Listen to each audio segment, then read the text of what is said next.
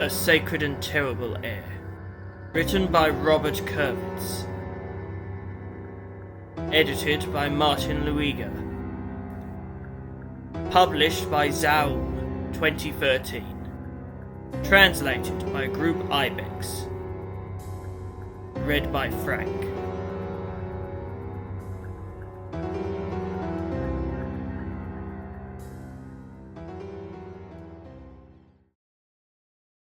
Chapter 6.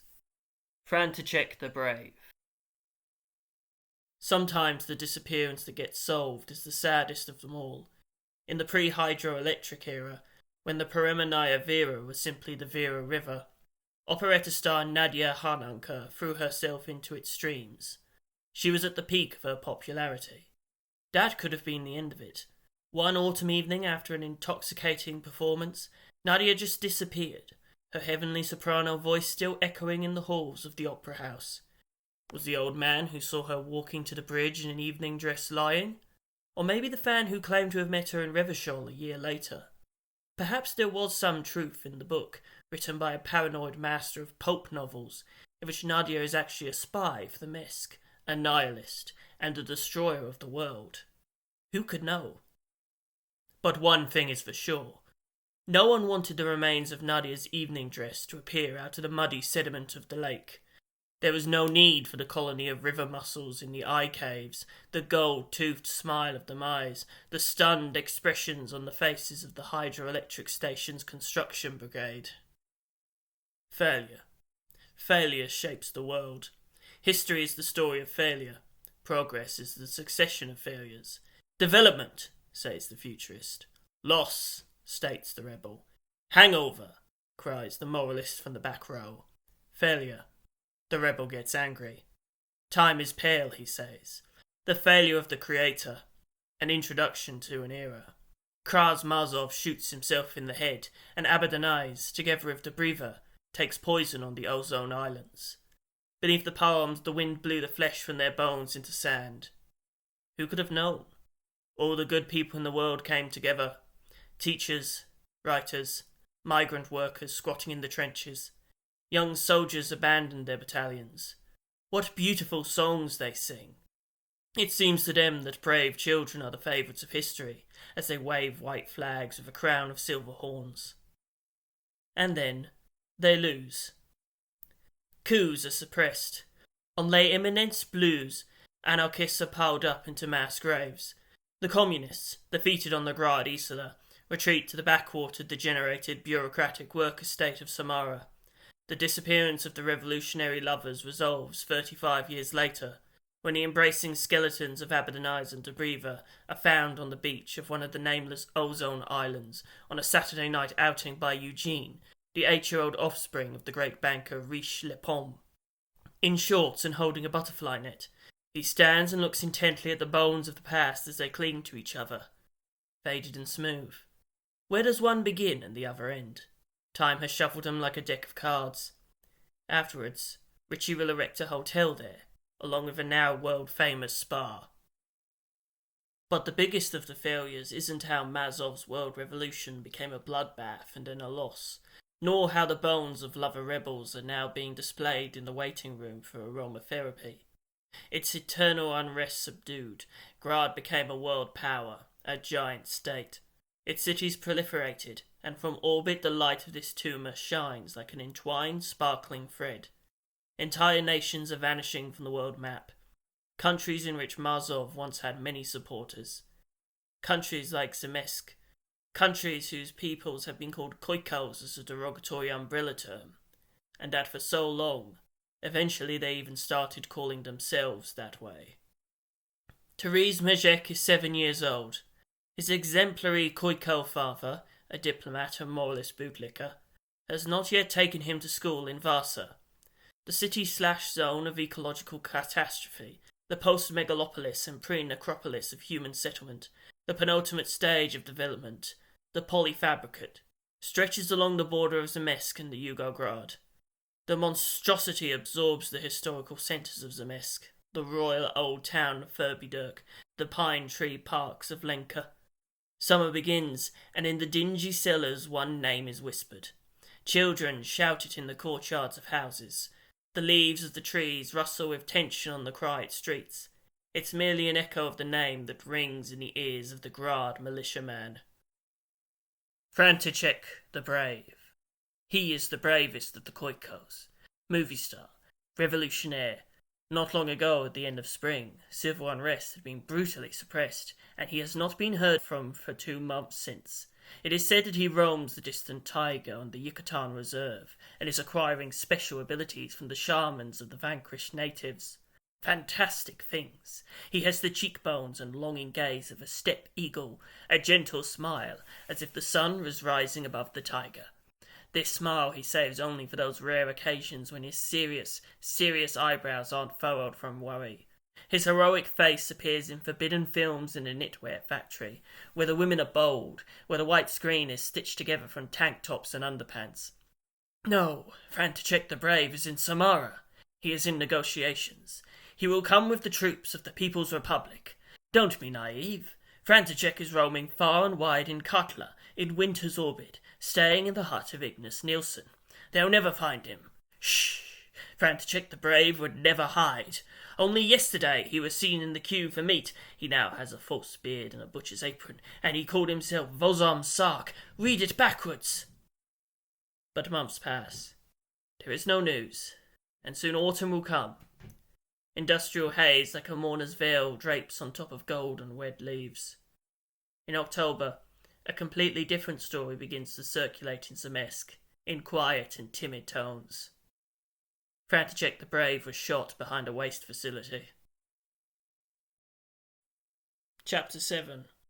The world is going wrong. Time is out of joint. In his bed under the basement window, Inayat Khan has been tossing and turning for an hour already. It's getting dark outside, and the pale light of the street light seeps into the room. It's chock full of junk, as if frozen in place, dust particles shining in the blue-grey beam of light from the window. On the tables, under draped clothes, rest the muted forms of disappearance memorabilia.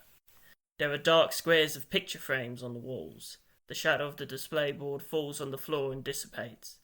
In the place of honour in the middle of the basement, a glass display case shines gently and invitingly. Small bric-a-brac sits and waits on many shelves. Wake up already, dear collector. How much longer will you be lounging around?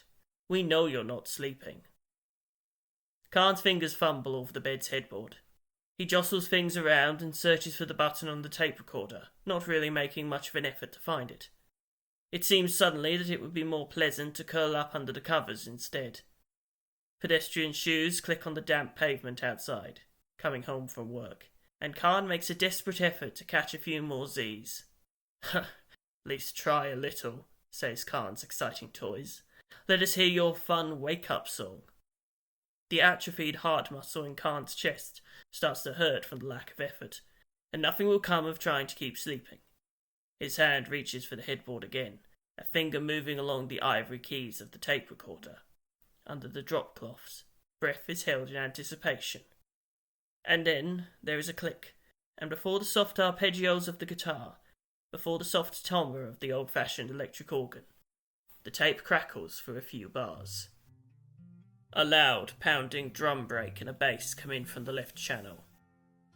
In his pyjama pants, Khan sits up to the sound of rolling drums.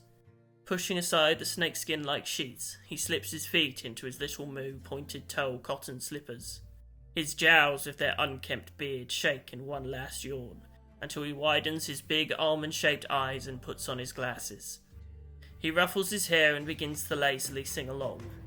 He has a beautiful voice. His hairy belly slightly hanging over his pyjama pants, he plays the next break on his personal air drums, and presses the switch with his foot. Old light bulbs click on and off in sync with the drum break. The filament buzzes for a moment and then goes out. The dodecahedron, autographed by the unknown missing dodecaphonic composer Comte de Perrault's Mitresse, sinks from the golden light back into darkness. When the bulb lights up again, the title on the spine of a book emerges from the haze. Los Desperados. The place is energetic. Singing loudly and shamelessly, Khan moves through the basement with the air of a performer. A row of ceiling lamps brings the carefully arranged stuff on the tables into view. Wooden filing drawers rise in alphabetical order. There is a portrait of Nadia Harnankar in an oval medallion on the wall. Then, a map of the Urg Desert with Ramut Karzai's supposed route to the dunes where he asked God for an audience, with pins marking where he could have found the mysterious end to this journey. Khan pulls the coverings from the tables as he passes, and mystery after mystery unfolds before him. Saray's dragons carved on gold and green ships, a row of 12 miniatures barely the size of a palm, rows of oars in a dark blue artificial sea with right cresting waves. The papyrus yellow sails of the small ships are proudly lowered. Men in reed armour stand on board, pennants fluttering on their spears. This is Gonsu's 1,000-man expedition. At the order of the Emperor of Safre, they sailed east from the coast of Samara more than 3,000 years ago. They are looking for peaches of immortality for the Emperor, and they are bound never to return. After 2.5 millennia, signs of their settlement are found in the east, on the Anni Islands. All things considered, the Gonsu expedition could never have returned. The Emperor was cruel and ill-tempered, an absolute ruler, and there are no such thing as peaches that make you immortal. All these beloved objects, trinkets, things left behind, somehow they touch Khan. And how it stings! How odd. He's never quite figured out what it is. But even so, that smile tugs at his lips, like a big fat cat being scratched behind the ear. On the stand above the desk, in the pale light of the green table lamp, everything is about the girls.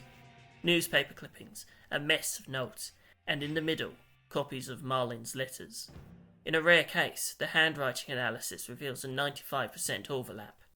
The letters arrived to the girls' parents 1.5 years after their last day in Charleshall. Everything is fine. We are with the man, says someone who says she is Malin. We love you.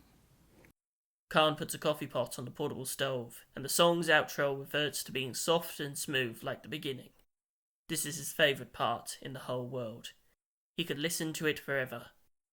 He shakes his head with a bitter smile and puts his hands over his heart. The screeching of reels can be heard outside as a car stops in front of the house. Rain starts to patter softly on the basement window.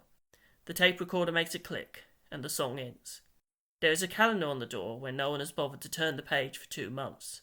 It's still August, and under the 28th is written International Day of Missing Persons. It is precisely in their honour, on the 28th of August. This is D-Day. Annie, your friend Jesper is here. Brush your teeth first. Khan's mother calls from upstairs in the kitchen.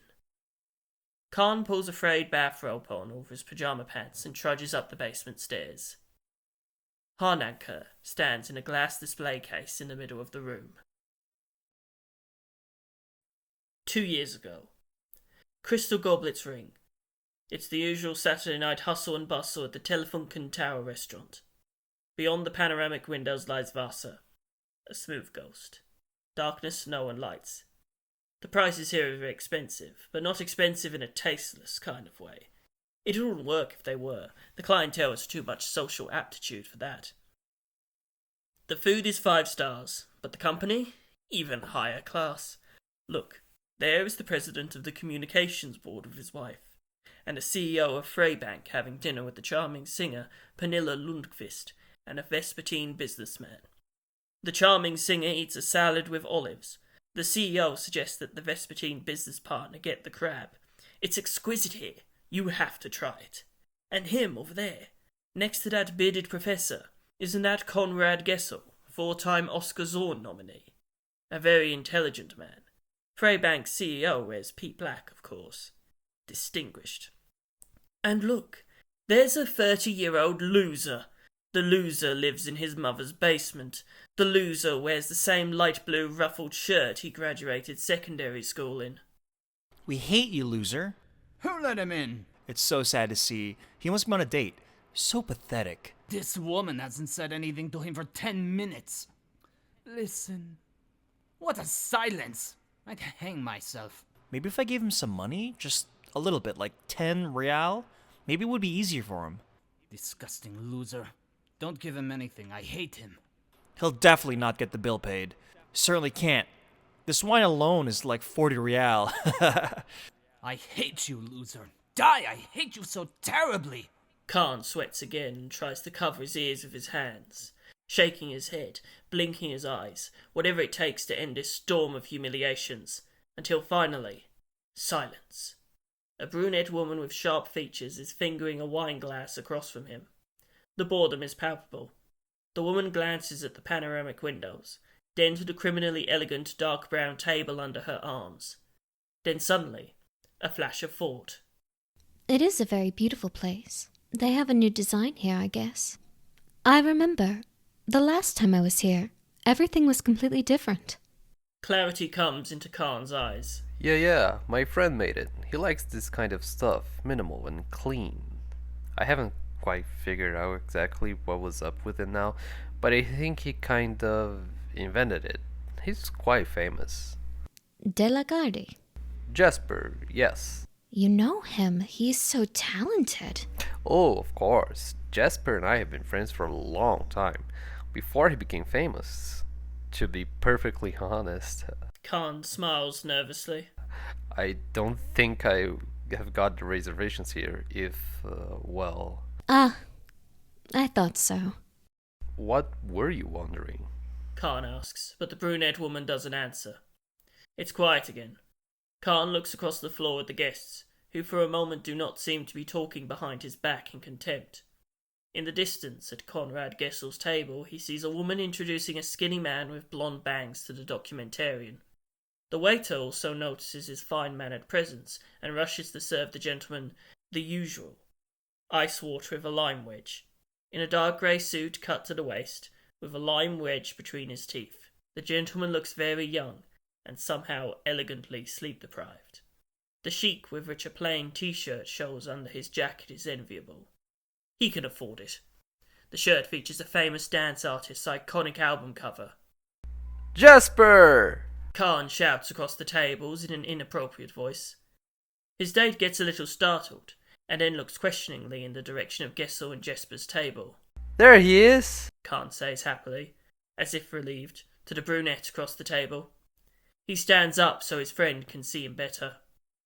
Jesper, hey!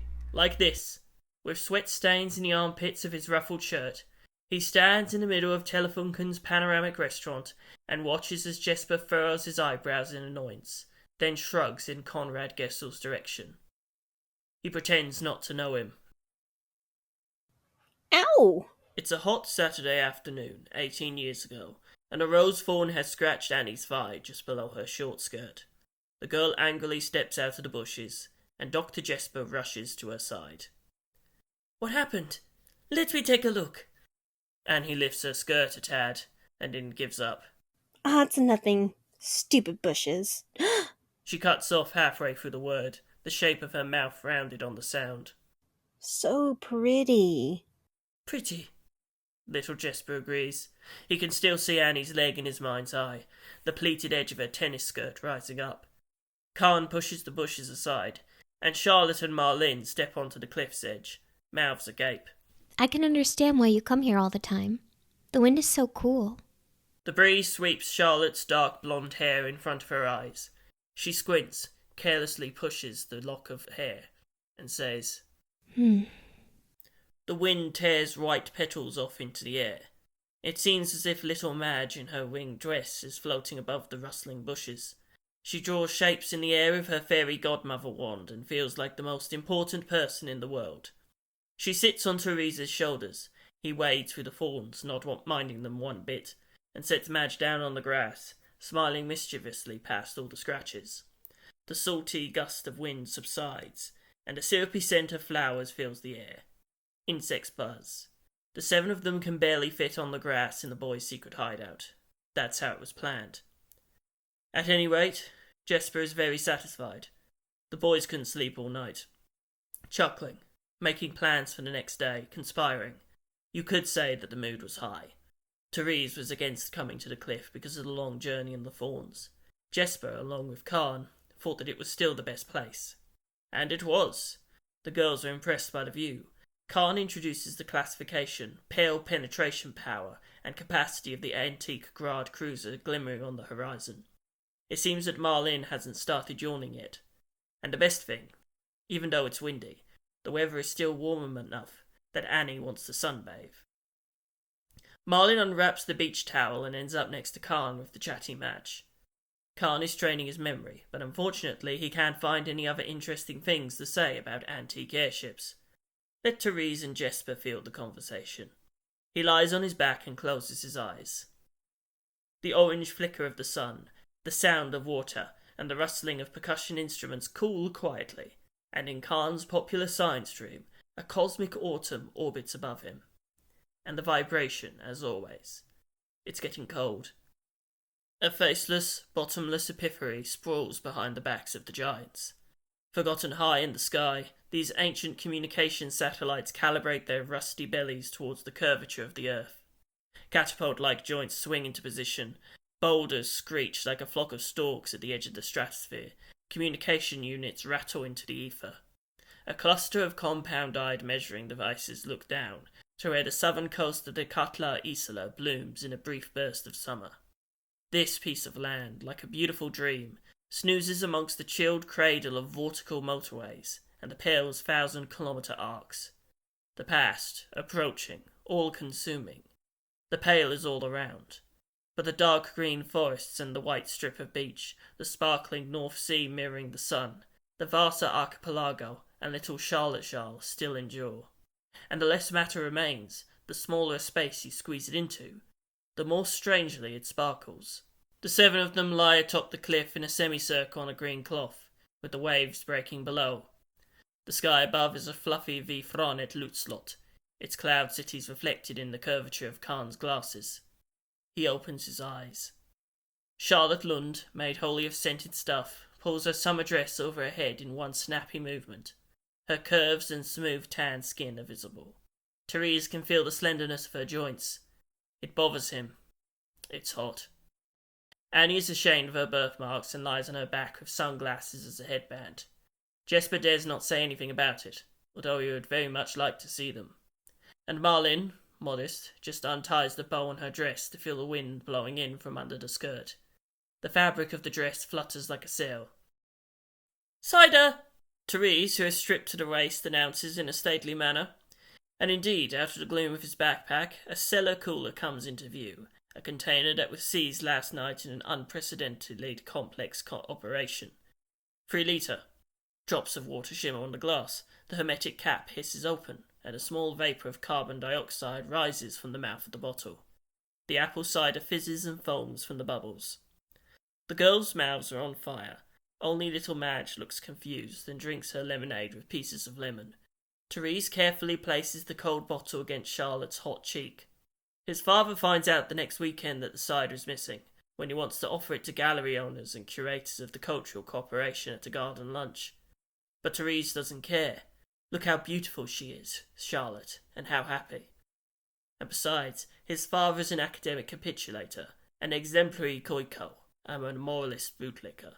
František the Brave wouldn't think much of him. Why are you being so quiet? Malin asks quietly so the others don't hear, and turns to lie on her side facing Khan. Annie perks up. It's strange that you should say that, Saki. Oh, shut up. Malin laughs a soft, warm laugh that Khan can feel brushing against his ear. Talk about something. You always have such awesome presentations in history and science classes. In his heart, Khan jumps up from behind his school desk and punches the air triumphantly. Yeah, that story about peaches was really cute. Anni, don't interrupt. Malin frowns. Wait, what peaches? Tell that one, Khan, it's super cool. That Ilmara with the fleet and emperor. Now Khan finally opens his mouth. Wrong Isola, dude. Samara. Well, sorry, I didn't mean it like, in a racist way. Very funny, Jesper. Anyway. Now Khan also turns towards Malin, just a little. Carefully as to not make any contact. You were sick then, I remember. Khan remembers very well. He wanted to postpone the presentation so that the performance wouldn't be wasted, but the teacher didn't understand the subtleties of the situation. In Samara, more precisely in Safre, there is such mythology where peaches play an important role. If the Ennis Island have cherries, then they have peaches. They grow there wild. You can pick peaches from the forest. Apricots, peaches, and nectarines all come from Samara. Even now, a lot of fruit is brought to us from the SRV through the Pale. Malin nods studiously. Yes, long ago, when Katla wasn't even populated yet, the Emperor of Safre sent his most famous explorer, Gontu, to bring back peaches that would make him immortal. 20 years later. The city of Vasa glows blue. Königsmalm streets during rush hour. The glow of lanterns with Dideridaras detailing. The dark grey dome of the sky and the cloud in colourless Nordic cloves passing below it, like a migration of ghosts from a Cerise fairy tale. Tereesz's head is spinning. It's been so long since he last had a smoke. His head is dull and throbbing. Nicotine presses on his eyes. Sounds are distant, muffled. He sits down on the steps in front of the police station, coat sleeves tucked under his bum. A slight drizzle of rain dampens his sleep-swollen face. 5 minutes ago, his clothes had been thrown in his face and he was released. The last shreds of the dream still linger, echoing in the back of his head. The monster slips along the rippling waterline, just below waking, a throbbing headache. Danger, he usually responds. He is made of violence, but sometimes he says he's a man. He parts the rose bushes and watches them on the cliff top. He is always there. He wants to tear them apart, but he waits patiently. In the pine forest where he had blown smoke rings, Tereesz sees him sneaking from tree trunk to tree trunk. He crouches on the edge of Khan's binoculars, down on the beach, little Madge in his lap. Madge falls asleep, and the doors of the horse tram close. He is engulfed, bottomless. Nothing stands under him, and everything could collapse inside him at any moment. His days are numbered. The rest of his life is coming soon. Wrong and terrible. Then, when they go into the water at the girls' secret beach in the dizzying darkness of their last night, he comes to their beach towels and sniffs their things. The man gnaws on a meat piroshki and looks at her from behind the sunshades. Tereesz is Agnetha, the cashier of the ice cream shop, and from the corner of his eye, he sees a new face on the man every time he passes by the window. He rears Vidkun Herd like a costume, or a grown-up Khan whom Tereesz now fears for some reason, or sometimes he's Tereesz's father. Tereesz will be embarrassed for the rest of the day when he sees his friends, but he can't help it. Slowly, timidly, he makes his way through the crowd, afraid to bump into someone, to anger someone. People in dark clothes flow along the street. Traffic lights glow at a large intersection, and motor carriages stop. Puffs of smoke rise from mufflers. Engines thump. At the intersection of the pedestrian crossing, he goes along with the swaying mass, and above him, panels of light shine in the dimness. A giant lingerie model smiles high up on the wall of the department store. The rows of payphones glow. When Tereesz steps into a booth, it really starts to rain outside. The booth's windows drip, and somewhere in Vidkun Herd's memories, when his own jail dream, Tereesz isn't sure, a monster crouches over the girls and puts their torn bodies back together into chimeras. You know. The slushy snow creaks under the wheel of the taxi. The granite pavement crunches. Khan looks out the window. There's one thing I didn't tell you before about me. The car stops in front of his home in Salem. The brunette woman holds her handbag in her lap. The man opens the door on his side. This doesn't usually come up. It just doesn't. But you could notice about me that actually... He steps out, leans back into the cabin. I'm the world's leading expert on disappearing. Khan slams the taxi door shut behind him, takes 3 steps across the pavement onto the outside staircase, slips the key into the slot, and steps into the hallway of the wooden house. The start and crack of the engine can be heard coming from outside. The machine kicks off. It is dim and warm inside. Potatoes are boiling in the kitchen. Mom, it was terrible. Khan picks up the phone receiver. The apparatus hangs on the wall, with numbers pinned nearby on the wallpaper with knobkers. Absolutely terrible. Don't even ask. His yellow fingers jump on the keys, a series of 16 digits, an intersolary connection, at the expense of the respondent. Mr. Umbartsumiam, I was given your number from an auction. Mr. Ambatsungen is not available at the moment, comes the voice of the male secretary, quietly from a distance. No, you don't understand. I'm calling about Harnoncourt. I was supposed to receive my airship manual. This is very important. Sorry, can you hear me? The phone hisses. The call is fading into the pale. The noise of time. 2 years later. Heard anything about Tereesz? Jesper asks as soon as he enters Khan's hallway.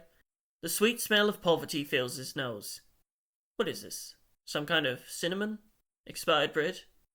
No, I haven't heard anything. I actually wanted to ask you about it. This whole thing, I have to say, it worries me. Khan leads Jesper straight to the basement, his bathrobe flapping about. Close, He says, pointing to the rack above the stairs. Jesper is uncomfortable. The same weird smell as in the past. He can't bear it. He'd rather live on the streets, would rather burn all this trash than settle for such a stench. Above all, he fears that Khan's poor old mother will pop up from somewhere at any moment. But Khan had insisted, adamant, let's do it at his place. He doesn't feel like going downtown. Let's do it at his place or not at all. Jesper hadn't felt that he could argue the point, given his past transgressions. With a heavy heart, he takes the last step to the basement. But then, on seeing the spectacle spread before him, the little boy in him wins the day. Oh! Yep, not too shabby, you'd say. I would say! Jesper's big head spins at the end of his neck. Oh! He shouts. Gonsu! He taps the man standing in the bow of the first vessel of Safre's fleet with his index finger. A minuscule Gonsu, barely the size of a fingertip and with long drooping whiskers like a Samoan dragon, holds a pennant bearing the Emperor's coat of arms. In the little man's other hand is a compass the size of a pinhead, a miracle device that he's said to have invented himself. I put this together a year ago. Remember, last time I only had the ships ready, still unpainted. Khan stands proudly in the middle of the room. Wait! What is that?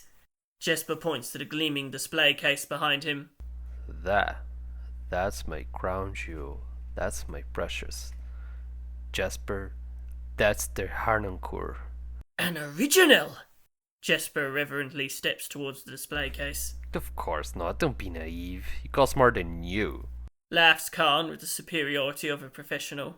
It's a copy. One of 2 existing. The fragile silhouette of Harnoncourt stretches behind the glass of the display case. Jesper strokes the case, taller even than him, and looks for the light switch.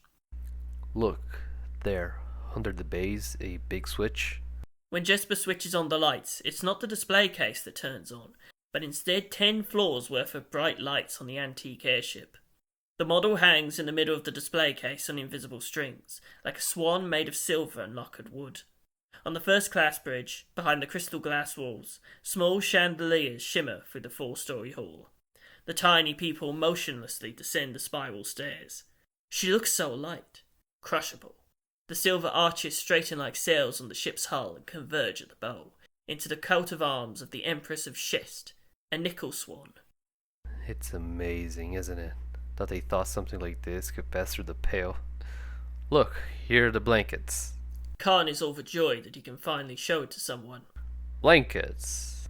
These little baskets here have outdoor blankets.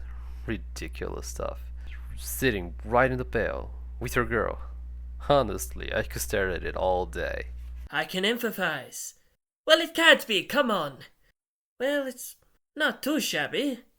Jesper walks around the display case and shares his discoveries with Khan, who sits in an armchair next to the model, as if he hadn't stared at it every day for the last 2 years. Sit there, it has a particularly good view. He points to the chair. Jesper is too excited to sit. Wait, the propellers, do they... Now, go back to the switch and push it up 1 more notch, says Khan with a cheeky smile. Jesper puts his hands on his head and his mouth falls open. The swans are large silver propellers, sharp as knives, 3 per side under the belly of the ship for manoeuvring, pointing towards the land at different angles, plus 2 even bigger ones at the stern. Begin to rotate quietly at first, and then with an increasingly loud hum. The individual blades disappear, leaving only shimmering, hazy discs. The propellers are so large and so dynamically directed that Jesper gets the impression the ship would take off from the case any moment now and fly away, disappearing from space and history. On the hull of the ship, in the Gradian alphabet, in a beautiful italic font, Havsanglar. Jesper unscrews the cap on his water bottle and Khan makes himself a coffee. They are sitting by the display case, in armchairs, looking at the ship. The interior designer again has that same foolish hope that Khan sometimes manages to infect him with. Still in his bathrobe and pyjama pants, the lazy cat sips his hot coffee, and Jesper stares at him in surprise. It's 7 o'clock. Don't tell me that you are asleep. A little depressing, I know. That it is. Jesper laughs a black laugh and stops for a long moment to stare at Havsanglar. I don't understand. Why didn't he call? Tereesz, I mean. Straight away, yesterday. This is my second sleepless night in a row. Starting to piss me off. I'm not fidgeting, I'm just like this, with a nocturnal lifestyle all the time. Kind of an artist type. Khan smiles. Maybe he found out something from her and started right away. Then you don't believe that, well, Heard himself? Done something? Pfft, hardly. Fantasy. You can't even imagine how much those guys can lie. I did 10. I did 100,000. I did more than Erno Pasternak. They have everything in numbers and fame. But that drawing was... 1-to-1. I know. Exactly. Something should come out of it. Something, yes. Jesper stands up and takes his messenger bag from the rack. But I don't think that Tereesz is fishing anywhere. As far as I understand, we kind of have, an agreement. That when it comes to the girls, we'll do it together. That's right. Khan agrees, but from the corner of his eye he's still peering at Havsanglar with mysterious absent-mindedness, until a soft black package lands in his lap. Look, a female friend gave it to me. She must have thought I had gained weight, or something. Should be a good fit for you. Khan pulls out a brand new Perseus black dress shirt from a package labelled PB. He is sincerely grateful. You can throw the ruffled rubbish away now. Terees's potato-coloured Koiko hair is wet from the rain and almost looks black. Excuse me, you wouldn't happen to have change for 10 real? He crouches behind the kiosk counter in his long coat. A teenage girl chews gum indifferently. No, I don't. Very well, I would like the cheapest thing you have. A box of matches, for example, and please give me back coins. Sorry, sir. We don't sell matches. There is nothing more obnoxious than a whining teenage girl. The girl stretches the toothpaste blue gum between her mouth and fingers. What the hell? A pack of Astra, then. What? Astra. What's that? A lollipop. Give me that lollipop over there. Now! A raspberry-flavoured lollipop with a caramel swirl clacks against Majek's molars. He deposits the coins into the jingling payphone. There is a sweet smell of rain in the booth. It's beautiful to watch how water streams down the glass. Tereesz likes it in the booth. The lollipop is good too. Good thing there are no matches. With the hearing tube tucked between his shoulder and his ear, he turns the payphone dial. His head has cleared substantially. The caramel is sweet and the raspberry is tart, the way a raspberry is. For fuck's sake, that Jesper's never at home. On the table, under the apparatus, a notebook with the International Collaboration Police emblem is open at phone numbers. Terees's rain-wet fingers leave stains there. Kabrovleva. Khan. The reel rattles again, and behind the glass, in the grey glow of Vasa, dozens and dozens of people come out of the door of the department store, and dozens more enter. The Freybank Sea Eagle glides above the bank on a lit sign, which glows golden and streams in the rain. Hello, I am looking for Inayat Khan. You're Tereesz, or? Khan's mother's worried voice rattles through the earpiece. Yes, ma'am. Is Inayat home? Listen, Tereesz, you always listen to me, don't you? Don't torture yourself with this again. The other day I saw the girl's mother. Yes, of course. Listen, madam. And we ended up talking a little. Yeah. In one ear and out the other. Khan's mother's stories are a mood killer. Ma'am, please tell Inayat that I'm calling. It's urgent. I'm sorry. Mom? Who's there? Comes Khan's call from afar. Is it Tereesz? No, this is Pernilla Lundvesk, one of your many admirers, says the older woman, with nobody is listening to me sarcasm. Running steps are heard on the basement stairs and cars whiz by. Water splashes against the phone booth door. Tereesz! Hello, Khan. Listen, where is Jesper? We're in a hurry. Here! Jesper's voice sounds out from afar. It's me, Jesper. There's nothing better when suffering from a Zarum hangover than the lively voices of your friends. Listen, hurry over to the city in Lovisa. The old people's home, Skimning. Look it up somewhere, I don't know, in the phone book. Visiting hours end at 8 o'clock. Okay? Skimning. What's there? Deerek Trentmoller. And you know, I think, the Kexholm Circle. Tereesz, the Kexholm Circle is an old wives' tale. It would be better if it were. Why do you think it isn't? Jesper tries to fit himself behind the phone. Khan, ask him why he thinks it isn't. Why do you think it isn't? Listen, we'll continue talking when you're there, alright? Okay, we'll take a taxi. Jesper, do you have taxi money? I do. Okay, we'll take a taxi. What follows is again only the mass and weight of time. The space between places, a taxi ride, pedestrians in dark clothes, grey skies and puffs of smoke on the motorway. Tereesz Mejek. Autumn days like a smooth queue of traffic. Yes, Khan's mother saw the girl's mother in the doctor's waiting room. What of it that these are her 4 daughters? Who is she anyway? Losing all your children in one day. Can you imagine what that must be like? But tell me, what has this woman done to find them?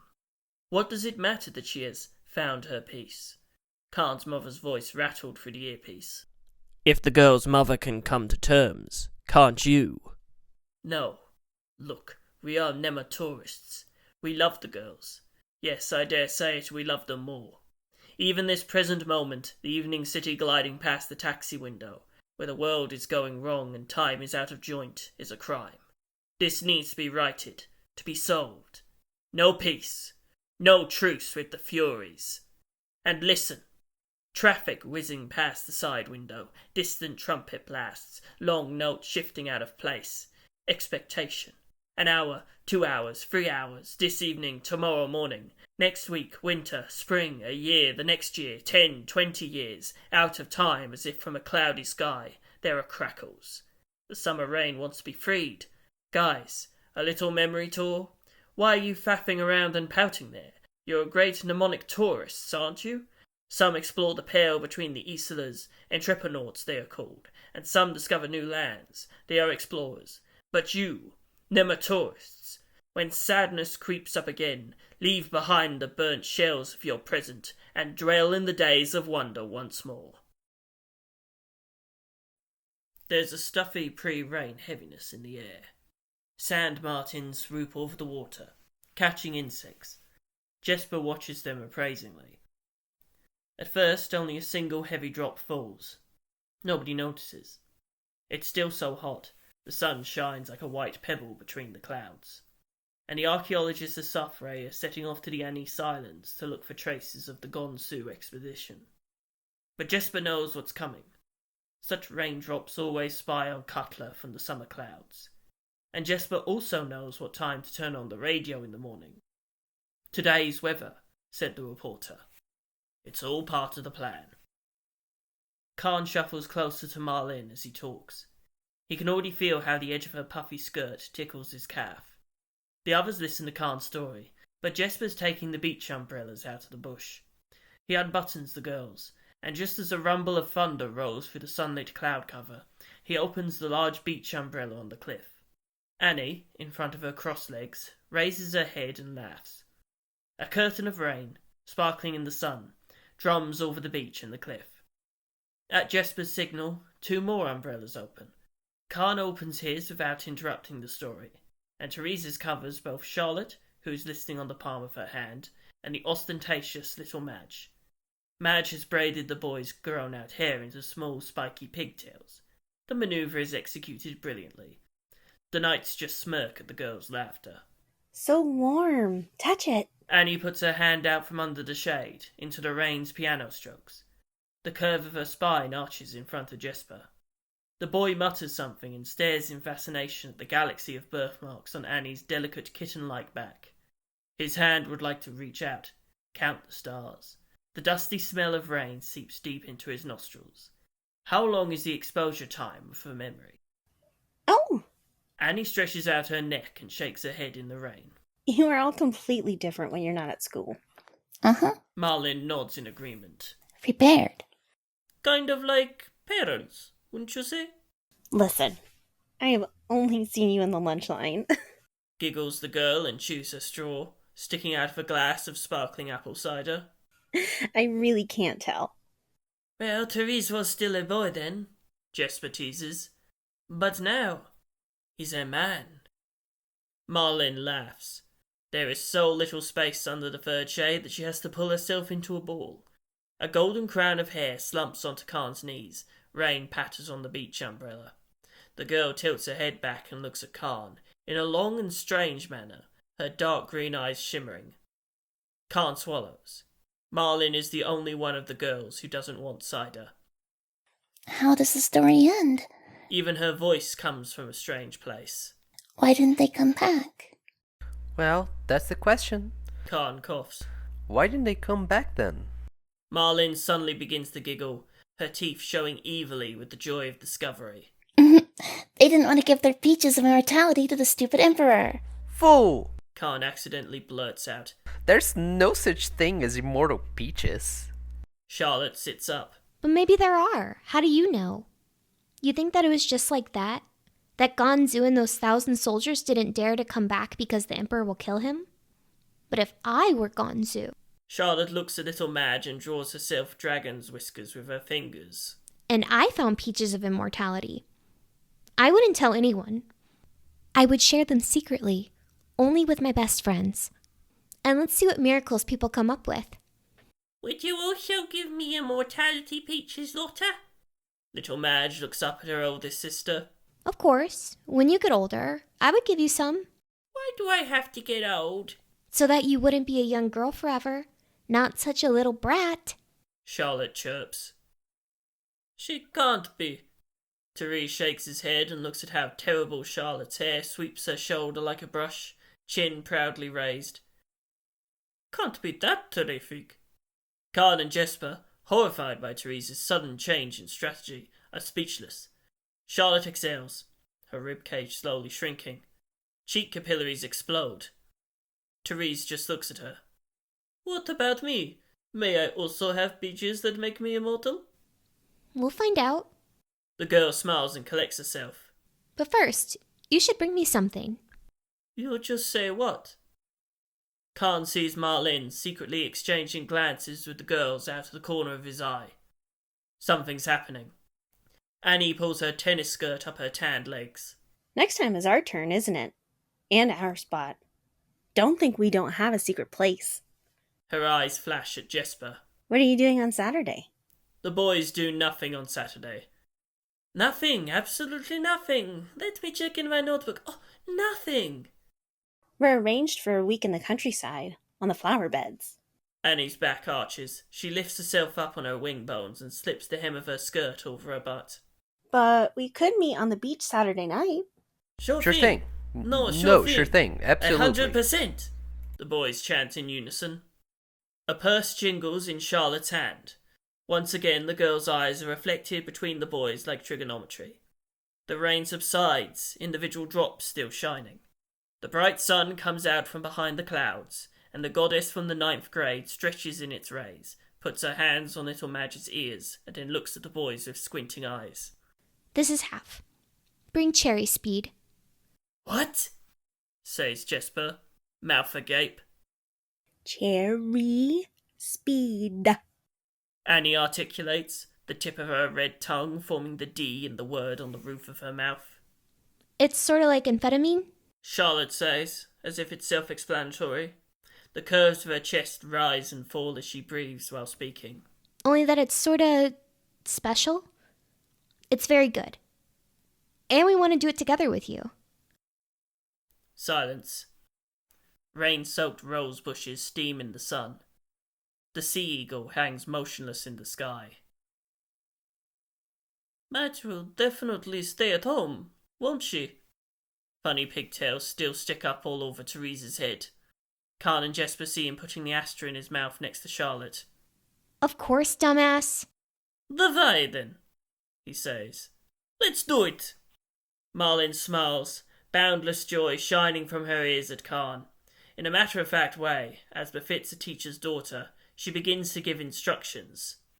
Inside the wallet is Ziggy's number. Call him then, won't you? He'll have some. Chapter 8. Linoleum Salesman. The linoleum salesman goes from town to town. He went to Norrköping, by the big frozen river, to sell linoleum. Small wooden churches and narrow streets.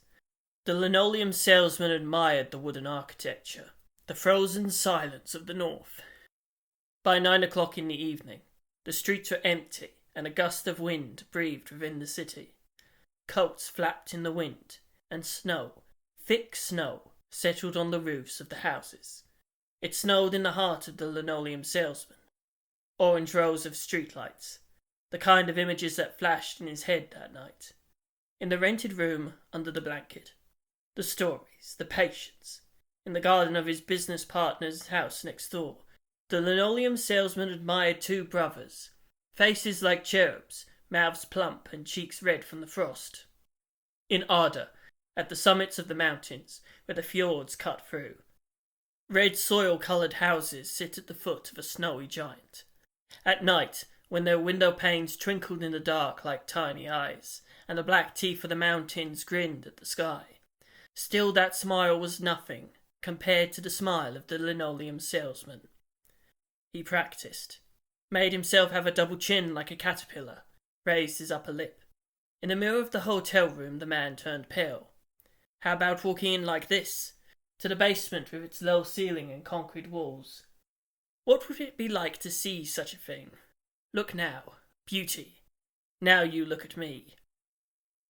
Then, when the linoleum factory was closed down, times became hard. But the linoleum salesman got back on his feet. He made new contacts, got to know importers. A new linoleum factory was opened. And wherever he was, whatever he looked at, he always wanted to see more. He sold linoleum, but he thought of himself as a photographer. The world had collected for him hidden landscapes, incinerators of beauty which no other person could see. Like a child of a kaleidoscope, he broke the shapes apart. To a Grad Oblast, above winter's orbit, the linoleum salesman went to sell linoleum. The magnet train stormed across the northern plateau.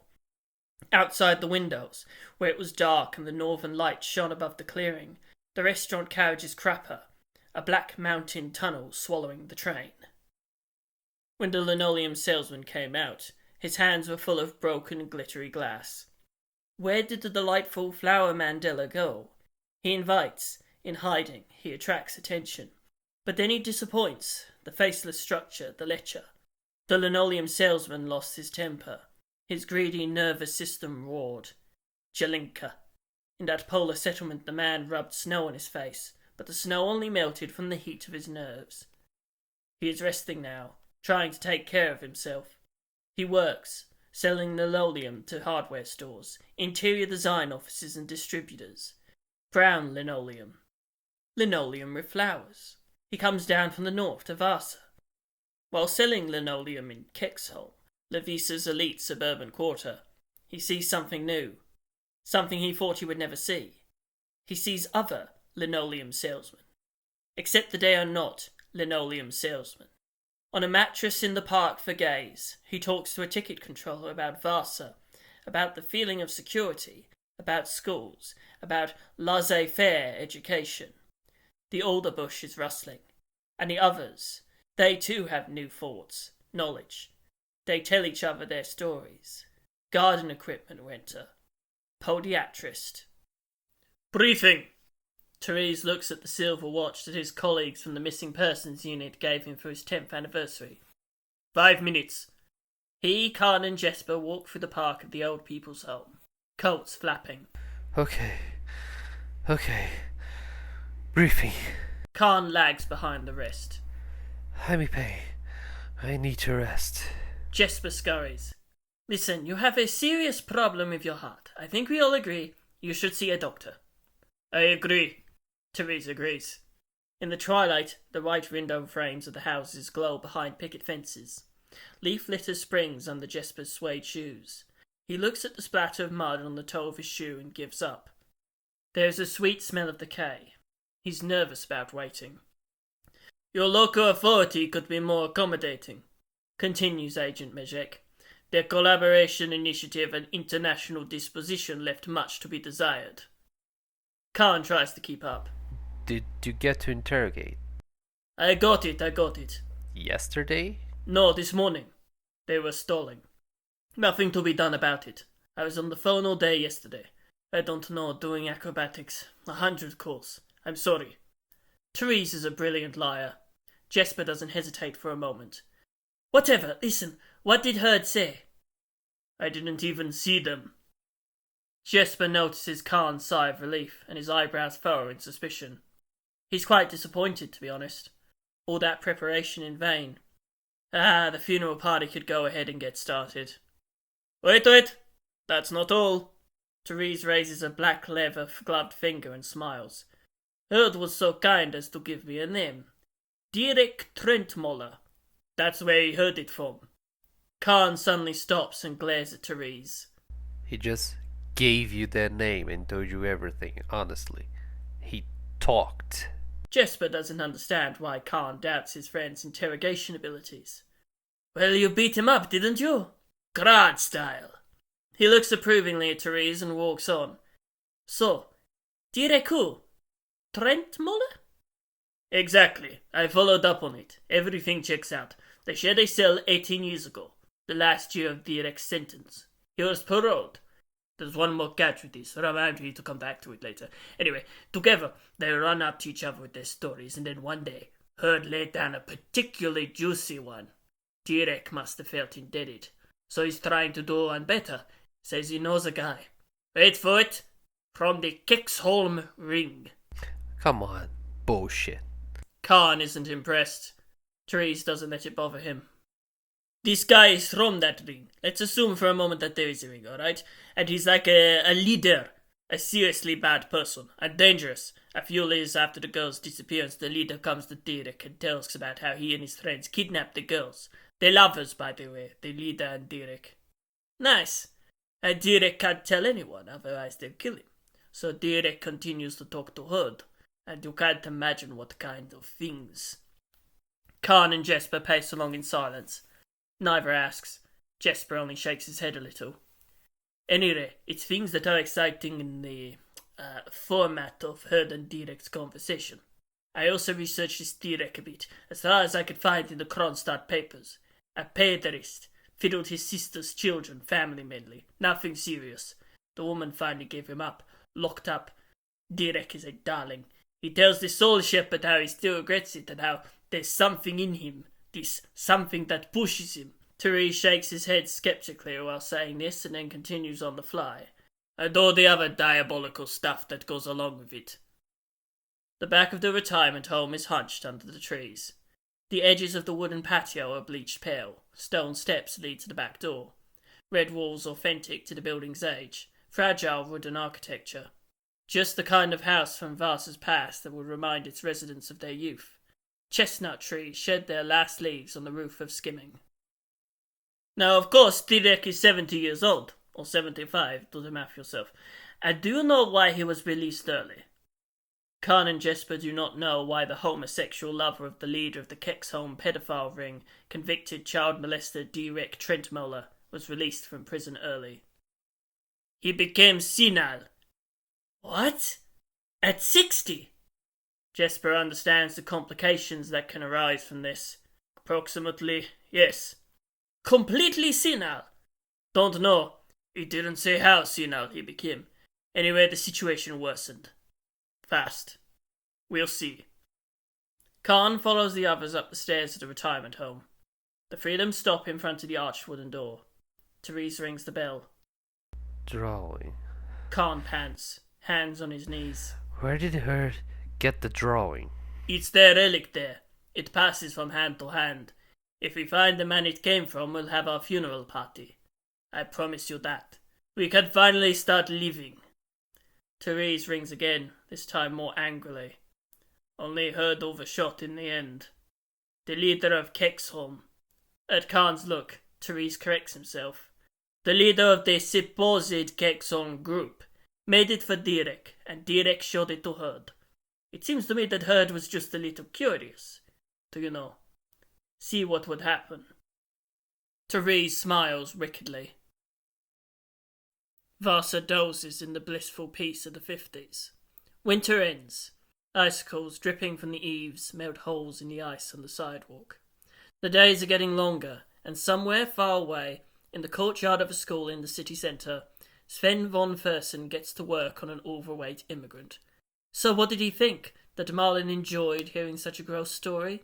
Huh? Did she? Tereesz stands far away at the courtyard door and doesn't dare to step in. He hopes that Jesper will feel too pained to look on. Reflection. The Linoleum Salesman moves along the sidewalks of the suburb. His boots have gathered fringes of salt from the melting snow. The Linoleum Salesman hasn't slept all night, and the bright light, the sun reflecting on the ice, makes his eyes hurt. His hands shake from coffee, his head screams. Nerves bluish red, a throbbing relay. Thousands of pictures of nighttime conversation swell within the Linoleum Salesman. He puts his hand in his pocket. The bottom of the pocket has had a hole cut out of it with scissors. He makes his rounds in the horse car, getting off at the Falu stop every time, and slipping through below the bridge. He looks at the willow bush, and then gets on the tram again from the other side of the road. The Linoleum Salesman's head rests against the window. Sometimes he falls asleep, and even then his imagination keeps running, the form taking increasingly strange poses, stretching its legs in front of the Linoleum Salesman. Even in his sleep he would want. But the Linoleum Salesman trains his nerves. Outside the tram window the clock strikes 2, and the school day ends. The Linoleum Salesman's teeth shatter. He's awake. Children file for the tram cabin. In the garage at home, sample rolls of linoleum are lined up. He lives here now, in Vasa, in Kexholm. He walks the streets of the suburb of Lavisa. The Linoleum Salesman hangs from the handrail. He'd like to squirm. One lady looks at him strangely. It's the same lady. She was also in the previous tram and yesterday's. You can't anymore. You have to choose. Falu comes and the Linoleum Salesman exits. He crosses under the bridge and looks at the willow bush of his longings. He will suffer no more. Small lumps of ice drip from the willow branches, and the Linoleum Salesman's breath warms them. Drip, drip. The sun shimmers on a drop of water, and on the other side of the willow bush, visions pass by, 4 in a row. The smallest chatters endlessly. Chit, chat, chit. This is the most beautiful moment in the life of the Linoleum Salesman. He wants them. After that it's over.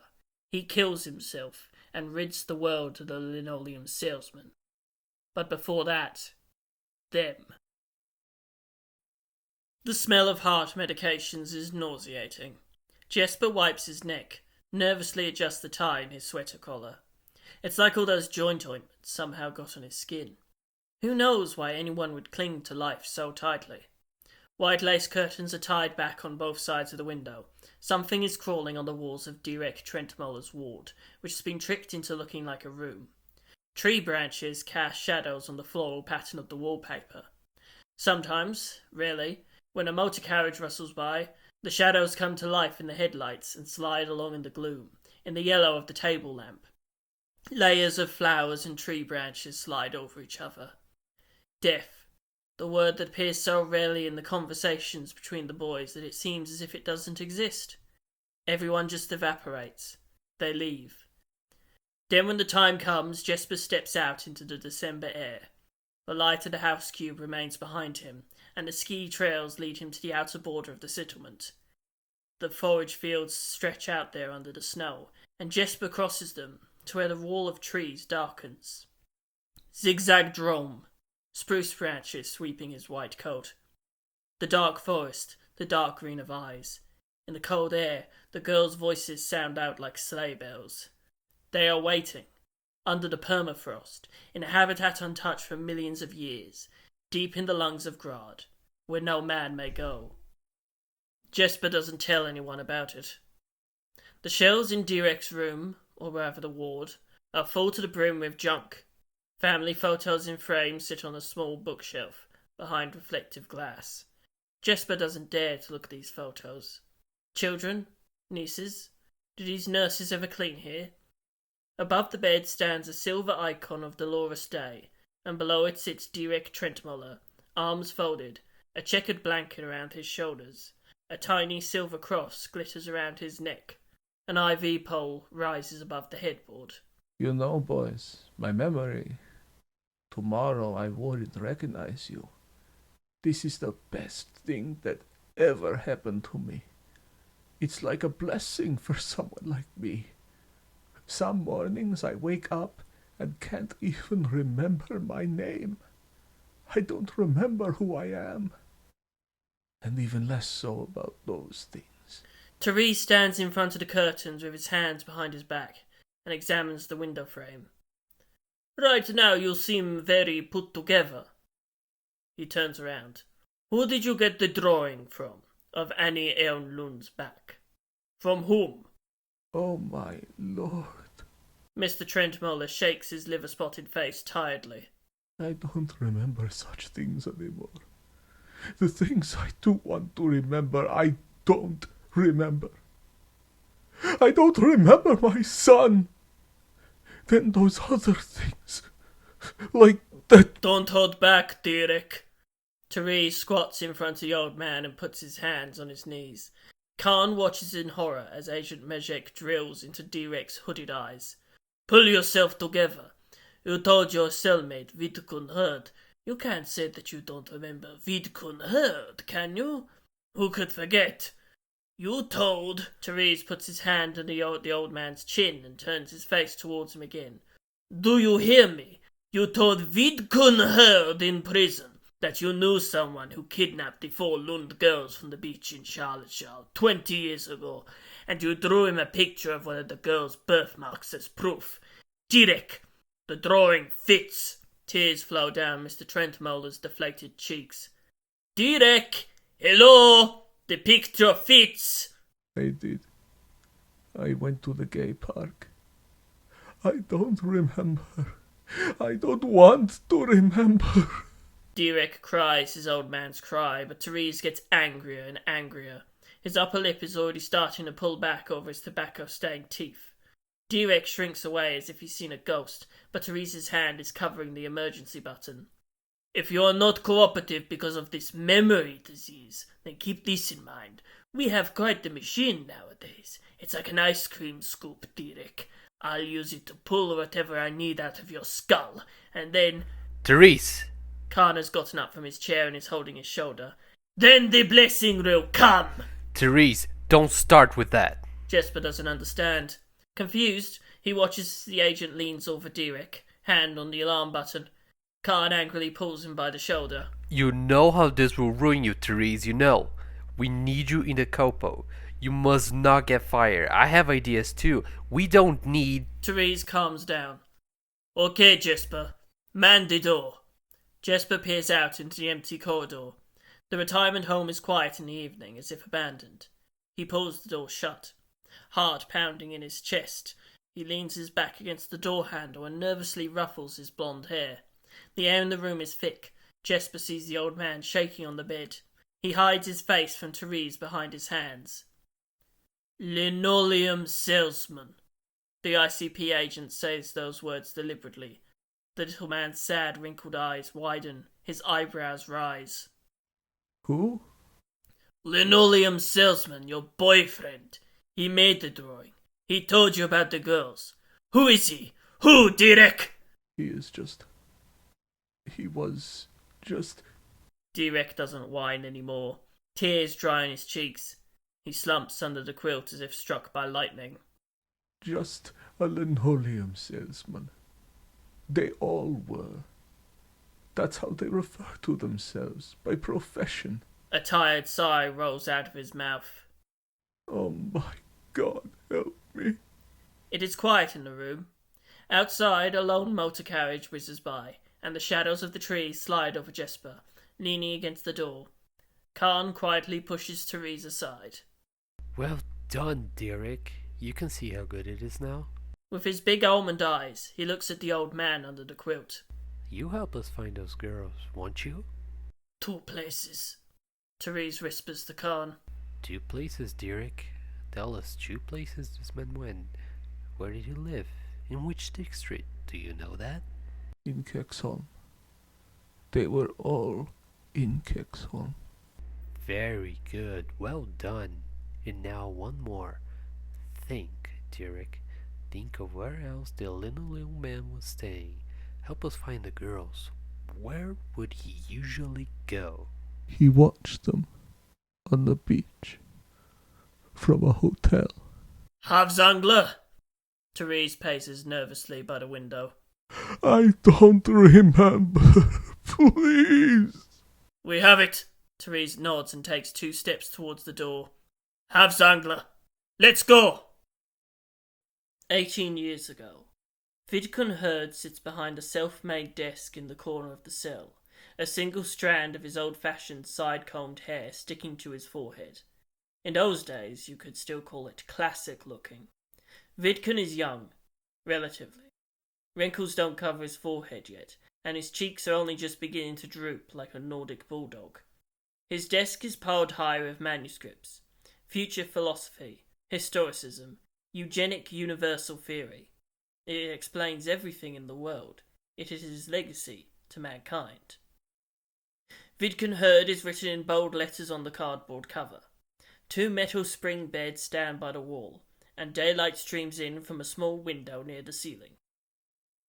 Deerek Trentmoller is lying in bed.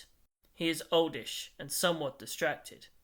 He takes the silver cross from his neck, looks at it for a moment, and then starts laughing. You will like this.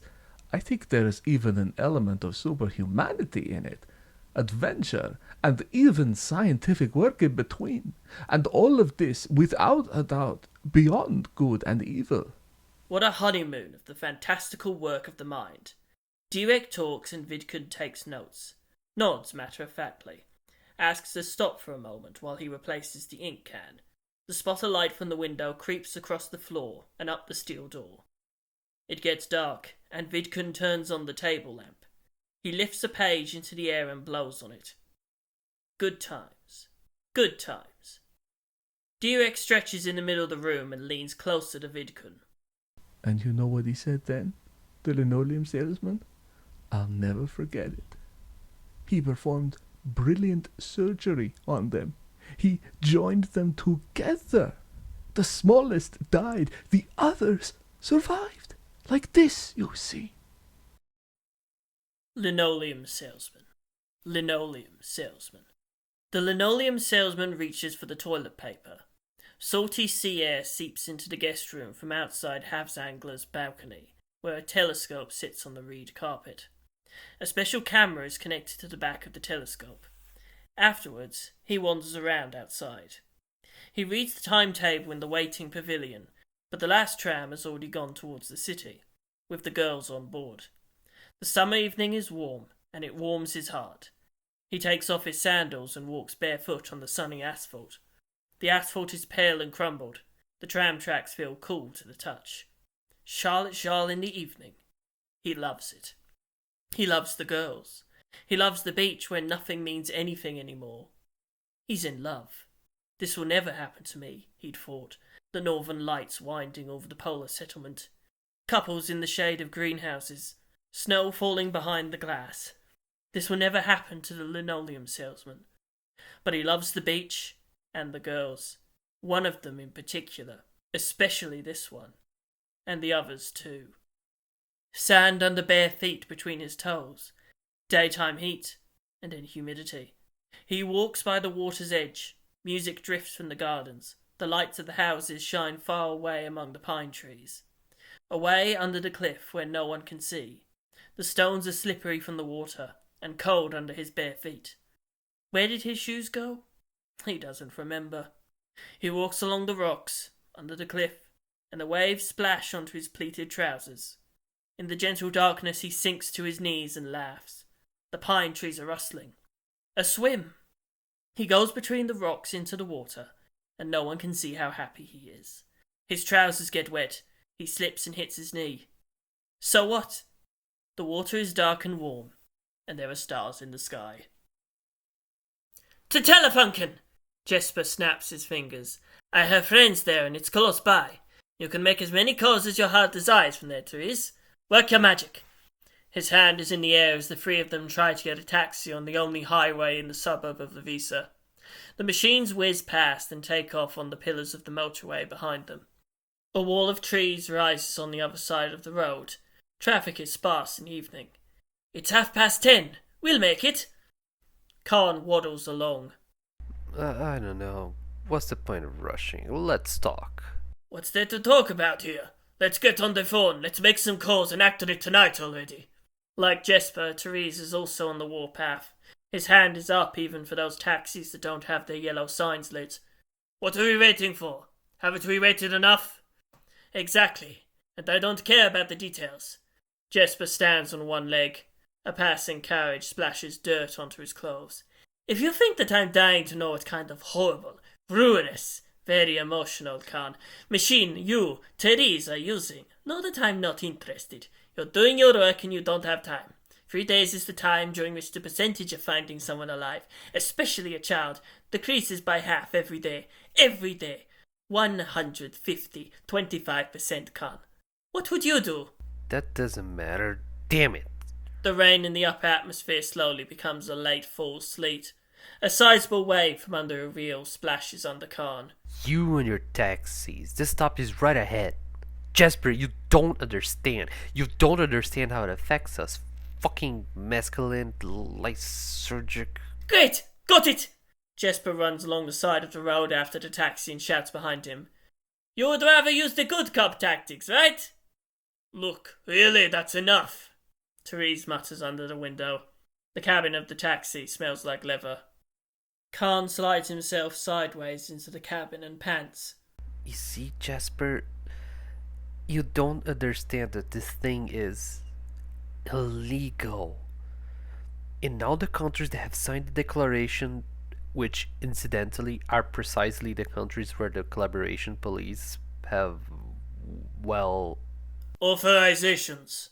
Tereesz finishes the sentence for Khan and then says through the wire partition into the driver's compartment, Telefunken.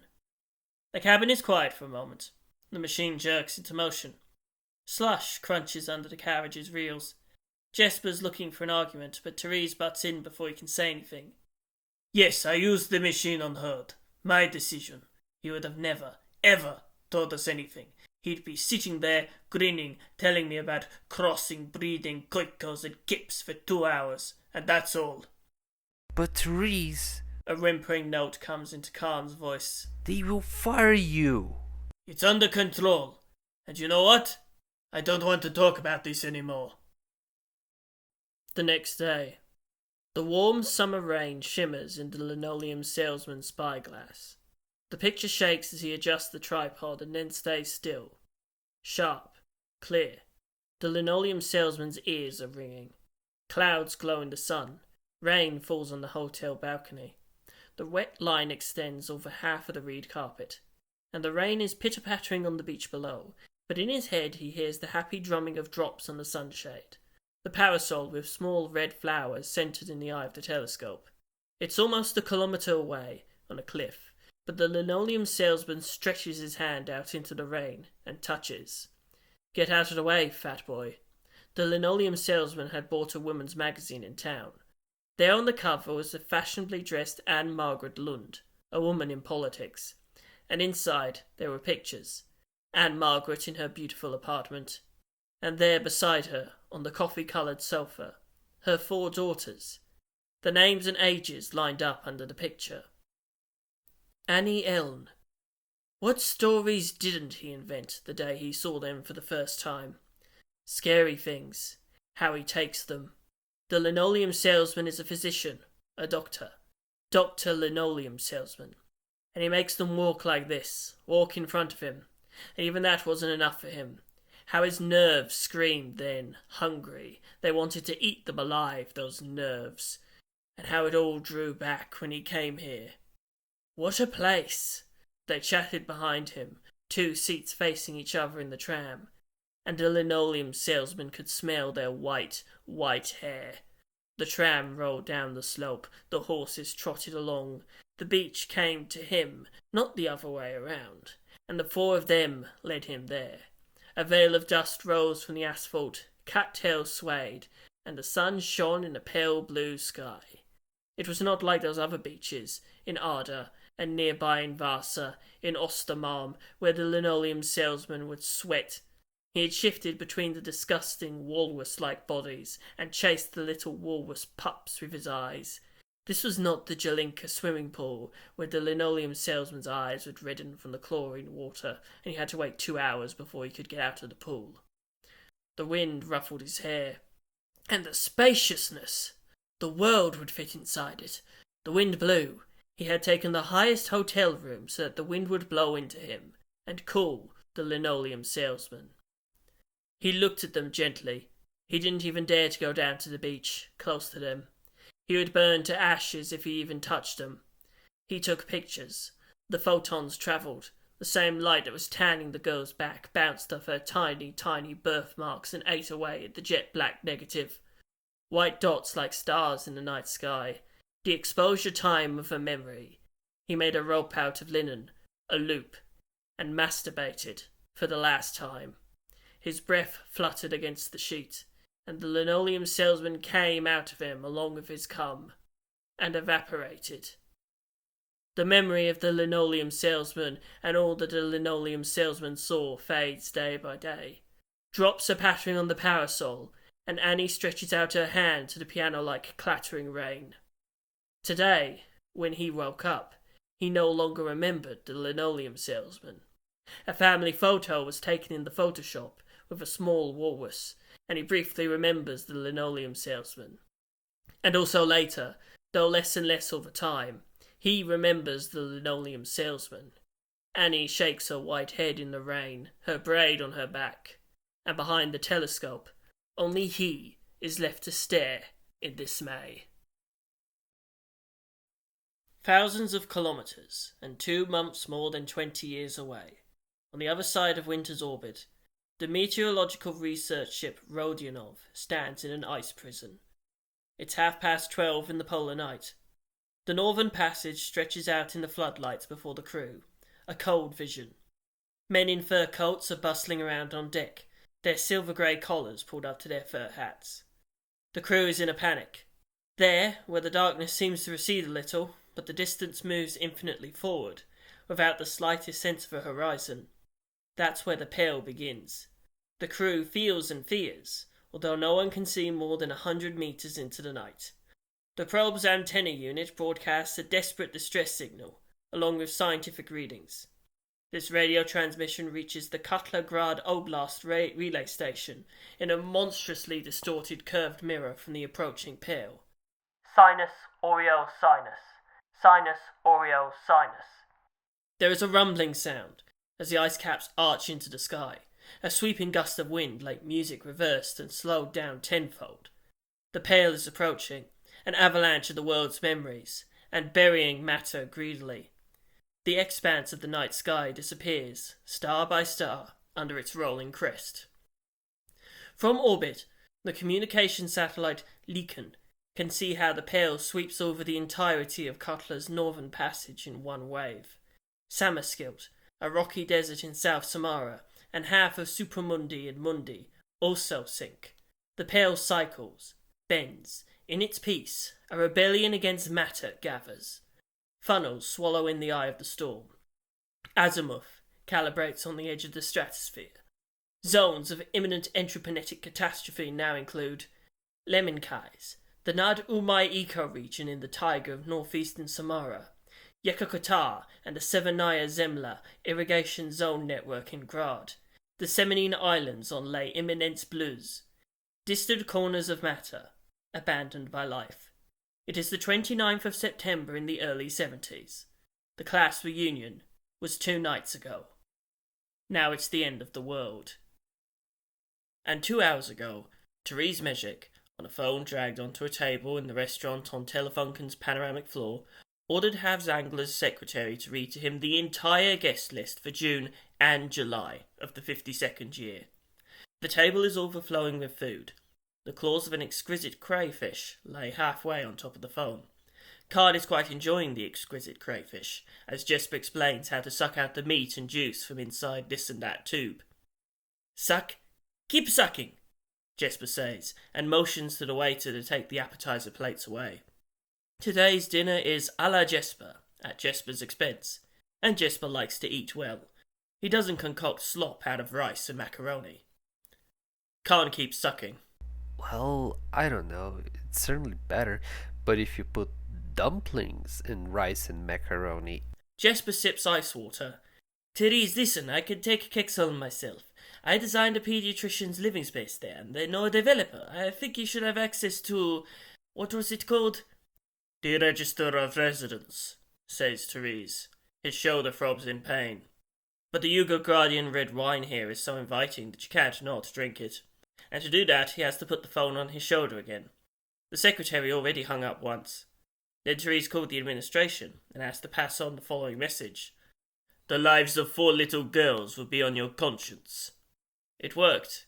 Next to the glass of wine in front of him, Khan is holding a notebook open with one hand, and there are more than 2,000 names written on the ravy pages. Halfway there, ma'am. Just 2,000 more. His head screams from all the Lars, throbs from all the bergs, aches flash in front of his eyes like train lights. Okay then. Jesper unfolds the napkin, which had been folded into an impressive cone, and wipes his mouth. It's 11:30. Another hour and a half to go, and then it closes. I can bargain for 2.5. So, let's start. I'll work on getting the register of residence. The waiter brings another phone to the table. The rest of the guests watch the trio eat with restrained interest. For the second hour in a row, the Finn Koiko is reading names in a monotonous voice and writing them down in a notebook. An overweight, tawny skinned man in a black, double-breasted Perseus black dress shirt pushes up his glasses, cracks open a crayfish claw, and then waves to a lady in a hat at the opposite table. In Tereesz's notebook, the queue gets messed up after that. Khan, hey, you don't have the hardest job here. Get to it. Tereesz, listen, for God's sake, let's take this notepad. No, it must be in the notebook. What's with the notebook? Deerek Trentmoller, Tereesz says in a familiar, mechanical voice, and then looks at Khan with wide eyes. Deerek Trentmoller, hello, are you sure? Has he marked something there too? Vacation. What else? Linoleum Salesman, the secretary says in a tired voice on the other end of the receiver. Deerek Trentmoller, 17th to 24th of June. Linoleum Salesman. Jesper bangs his fist on the table he designed himself 5 years ago. Khan puts a crayfish claw on a plate. Now comes Zaun. Deerek Trentmoller dreams of the Linoleum Salesman. All the things the Linoleum Salesman saw revolve before his eyes like a homogeneous mass of flesh and darkness. From time to time he wakes up. He doesn't feel sleepy. Then the maelstrom of flesh and darkness comes again, and Deerek falls asleep. In Deerek's dream they are lovers, he and the Linoleum Salesman. He is someone else. There is a clicking sound coming through the emerging formless memory. The wooden window creaks. The panes are rattling in the frames. Then there's a thump. Deerek wakes up. Death. It must be death. Dark brown flowers on floor wallpaper. The shadows of the branches sway and the curtains flutter in the wind. Yes, it is exactly as Deerek always imagined it. In front of the open window, a tall, thin figure takes off its herringbone coat. There are more to come. Fat Death thuds from the windowsill to the floor with his hat on, and whispers, Okay, inside. Keep guard. The tall Death comes to the bedside and disconnects the alarm button. The fat Death turns on the desk lamp and steps over Deerek, placing a hand softly on his hair. Those big, dark brown eyes look familiar. Deerek, don't freak out. We need something from you now. We need you to remember, and that's why we're giving you a little injection. It doesn't hurt. It's like sleep. Deerek hears the click of a suitcase, and the tall deaf presses a leather-gloved hand over his mouth. What a strange smell. Everything dissipates, as kind dark brown eyes watch. But what if he really doesn't remember? Will it still work then? We'll see. Deerek Trentmoller opens up in front of Tereesz. This time Tereesz is the monster at the water's edge. A tiger wading through water. He's always there, spying. And wherever Deerek ends up, the tiger prowls, sniffs, and finds a linoleum salesman. In Norrköping, in the fjord town of Arda on the magnet train, in the polar settlement of Jelinka, he stalks, his phosphor-green eyes glowing, into the dark nooks and crannies where the linoleum salesman hangs out. He's in a low-ceilinged, concrete-walled basement when the linoleum salesman makes faces at his niece. When he finally reaches Vasa, the tiger is waiting at the floating train station, sitting at the end of the platform and licking its paws, where the shine of the street lights doesn't reach. He rustles the alder bushes in the park, and the linoleum salesman is startled. When he's walking through the streets of Lovisa on a spring morning, with a hole cut with scissors in his trouser pocket, the tiger's heart becomes visible for just a moment. A schoolyard. A fight. Small boys appear. When the linoleum salesman comes to Charlottesville, Tereesz is there treading the wind. He is a bird of prey. He is watching. He has the eyes of an eagle, and he sees all. Until one night, he sees the linoleum salesman disappearing in the top-floor room of the Havsanglar hotel. Half of the person is gone. Day by day, he forgets the linoleum salesman ever existed. Until finally, only the senile, old Deerek Trentmoller remains. Linoleum, linoleum, linoleum. He hums. Does such a word as linoleum even exist? A strange, strange feeling of loss. But it is not at all the linoleum that he misses. The linoleum salesman mourns himself. Sometimes he remembers himself and imagines a life where he never disappeared. He spews profanities and reads Vidkun Herd's memoirs. Keeps fantasizing in his own ways. Deerek Trentmoller longs for something completely different. It is the 29th of August, 20 years ago, and he is unwell. Something is wrong. He couldn't catch any sleep for the whole night. The morning newspaper is lying on the bathroom floor.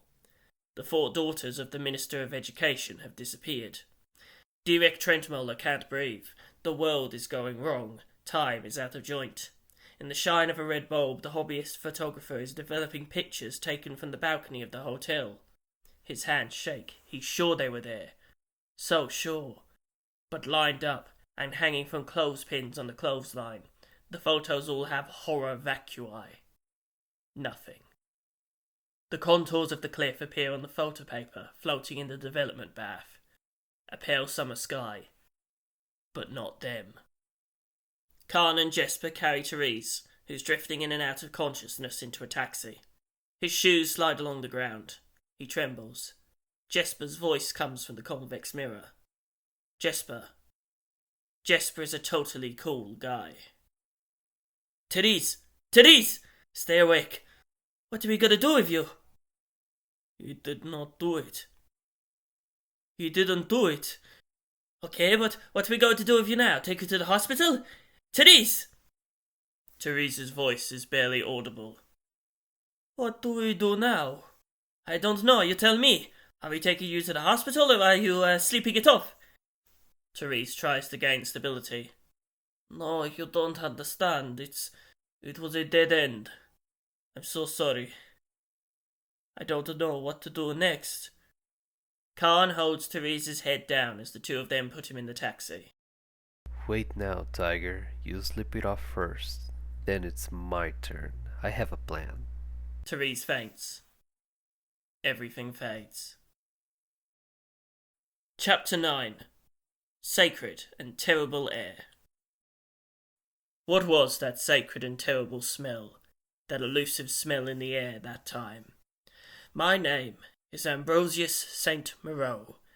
The Furies say Ambrosius Pyramira, and in Grad they call me Sviatamira. Diduska, they ask, their eyes wide with affection, but I answer them, no, I am not your Diduska. I am Ambrosius Santa Maria of Mesk, Ambrosio Hagiamira of the Cyprians. I am Ambrosia, the holy world. You chose me, validated me with your life, with your thoughts, in your thought cabinet. In the evening, when you went to sleep, and the next morning, from the windows of public transportation. But what I am doing is no longer discussion. There are no arguments here. There is no need to choose sides. The time for doubt is over. I come once in an age. It is a great joy to live when I am in the world. I am innocent, and now you are too. When you make a decision, either it was right or it was mistaken. When I decide, my decision is what it is. Back then, when God still seemed an interesting thought to you, I was pious of Pericarnassus. I was Erno Pasternak. You wanted to be betrayed and lacerated. I made you sing Pasternakales about how awesome I and my unnecessary war were. You wanted to hate me then. I was Franco-Negro. You were nationalists. You wanted an international black banknote and militarism. You wanted to work in a factory, longed to serve God, and medieval industrial architecture. You wanted to live under a concrete arch. I was a woman, Dolores Day, when you felt like you wanted a mother, a perfect mother. I had beautiful breasts. I was young, and so were you. You wanted to fall in love, and I let you. Humanism, Renaissance, caring for each other. I put you in school and taught you languages. You got tired of me, and I died. You wanted a world without me. Then I was the innocent Sola to you, an indifferent girl, sitting back and watching you orchestrate coups. Ah, do it yourself then. Make mistakes, don't learn anything, I thought. I was a citizen. I went from country to country, from incel to incel, and introduced you to my thoughts. Everywhere I went, I infected you with my pessimism and nihilism. I talked on the radio about how everything is wrong, how everything is egal, boy. Who cares? Presidents, kings, princes, and sheiks, all were afraid of me. No one wanted to let me into their suzerainty. They wanted me in their publishing house, on the big screen, and in their talk shows. But when I signed autographs in the bookstore, they saw. You gathered in heaps, and when I spoke on the radio, the ratings went up. I was brilliantly successful. Thank you. You made me happy. They let me on their talk show, and there I showed what thoughts a person is capable of. You may be right, too, and how witty you are. You kept listening and laughing. You called your whole family to the radiola, and together you heard about how special you really are. I could have a supermodel girlfriend, too, I said, but I have chosen loneliness.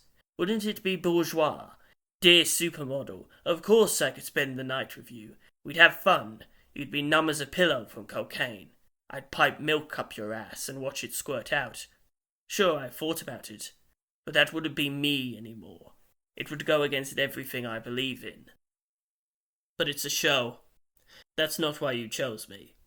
I was the only one who asked. What was that sacred and terrible smell in the air that time? I don't have the weakness and arrogance to tell you what it is. I don't pretend to know what terrible beauty is to you. The secret of your heart. End of story. I'll show you. I want to peel away the world layer by layer. And this time it's not a scam or a figure of speech. It's realpolitik. I attack. Revachol, then Grad, and then further. It never ends. I open front after front. Then when all who are not with me are dead, and the pale sweeps over the world, have at it. Here are the terminals where you would fall to your death. Go of your own free will. It means nothing. I'm evacuating the world. We will go to live in the past. In front of the outpatient clinic on the park bench you will come again. You are together under the Paradna. The rain is pouring down. You are talking. Your friends come across the square, in the snowy city. Their collars are up too. All that remains of this world is a memory, an entreprenetic catastrophe. You could never quite tell what that was. Even when your eyes were rolled back and staring straight into your head, you couldn't tell. A ghost, she slipped into all the lost places, into the irreversible. I'll give her to you to take. Her smell in your hands, a sacred and terrible smell. Now rub your face of her. The pale, she is ripe with colour, seeping through the glubby slits. I open the blinds and the intermediate frequencies. All the terrible, lost colours of the past come out. Everything is again. This is where nihilism leads. It is no longer what could be, or what could not be. It is. The entire world is a zone of imminent entrepreneurial catastrophe. Chapter 10. Good night, Annie. The lights are off when Jesper arrives at his suburban home. He wanders around until his eyes get used to it. Gradually, the square-shaped outlines of the furniture emerge from the darkness. He doesn't even take off his boots. It is clean and quiet.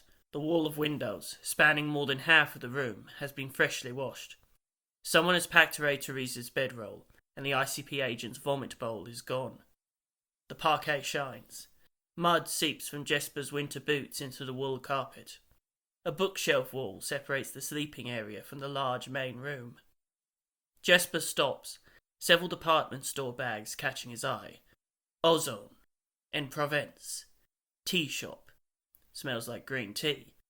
A microscopic silver dress dangles from a coat hanger on the shelf. The fabric glimmers in the dark. Jesper parts the curtains and slips between them into the bedroom. Dim light spills from the corner window onto the bed. Between the sheets, her blonde hair splayed across a black pillow, sleeps Anita, Jesper's model girlfriend. Shadows run along the young girl's body. She has shifted out from under the feather duvet. There is a single birthmark on her chest, the curve of her ribs. Jesper watches her chest rise and tries to remember. 4 years. They've been together for 4 years. What is she now, 19? Jesper is 34. Psst! Hey, wake up! The girl hums in her dreams like a child. Jesper blows in her ear, a blonde lock of hair fluttering in his breath. Annie, wake up! It's Jesper here! Hey! Jesper, come to bed. The girl pulls the edge of the blanket up under her chin. It's so nice and cool here. Listen, I can't. I have to go. Go where to now? Get up and let's talk a little bit. Want me to make some tea or something for you? I bought you some tea. Did you see? The Varsan Oranese mixed model stretches. Her joints slide. Black shadows move across the sea of blankets. I saw, yes. Thank you so much. It was really thoughtful of you. Let's talk tomorrow, Jesper. The girl begs. Sleepy vows drawn out as long as her legs. Let's go to bed. I already said I can't talk tomorrow. I'm going away. Jesper watches her face. Silence. The numbers in the flip clock rattle for a moment. The wind howls outside the window. She chuckles, suddenly. Don't go into the woods with your friends again. I haven't seen you at all. We'll be together tomorrow. I came to spend time with you after all. No, you don't understand. I'm leaving today. Today? What time is it now? The white flip numbers rustle. 2 at night? Why are you going like this? You've been really weird lately. The girl pulls herself up onto her elbows, her mouth twisting anxiously. I came here for you. I wouldn't have come otherwise. I'm sorry. Really. And I'm also sorry for what I'm going to ask you to do now. But be a dear and get out of bed for a second. I need to move it. What do you have under there? Things. The girl stands on the cold floor, rubbing one leg against the other, and watching intently as Jesper drags the bed aside. Its legs squeak. The Varsan Oranese model holds the blanket around her shoulders like armour. She's very beautiful, but that doesn't mean anything anymore. Where are you going? In response, Jesper kneels, the floorboards creaking beneath him. I'm going to disappear. A hidden hatch opens in the floor, and Jesper drags out a snow-white, bulging suitcase from within it. And when will you come back from your disappearance? I could give you some slick answer, but it would be too cruel. It's better if I don't say anything. The suitcase zipper slides open, and Jesper takes a stack of papers out of the pocket. The girl is annoyed.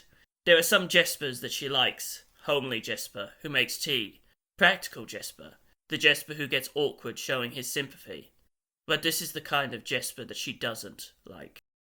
Please don't treat me like I'm an idiot. This isn't some newspaper culture section interview you're doing right now. Okay then. Jesper nervously rolls up the papers into a tube.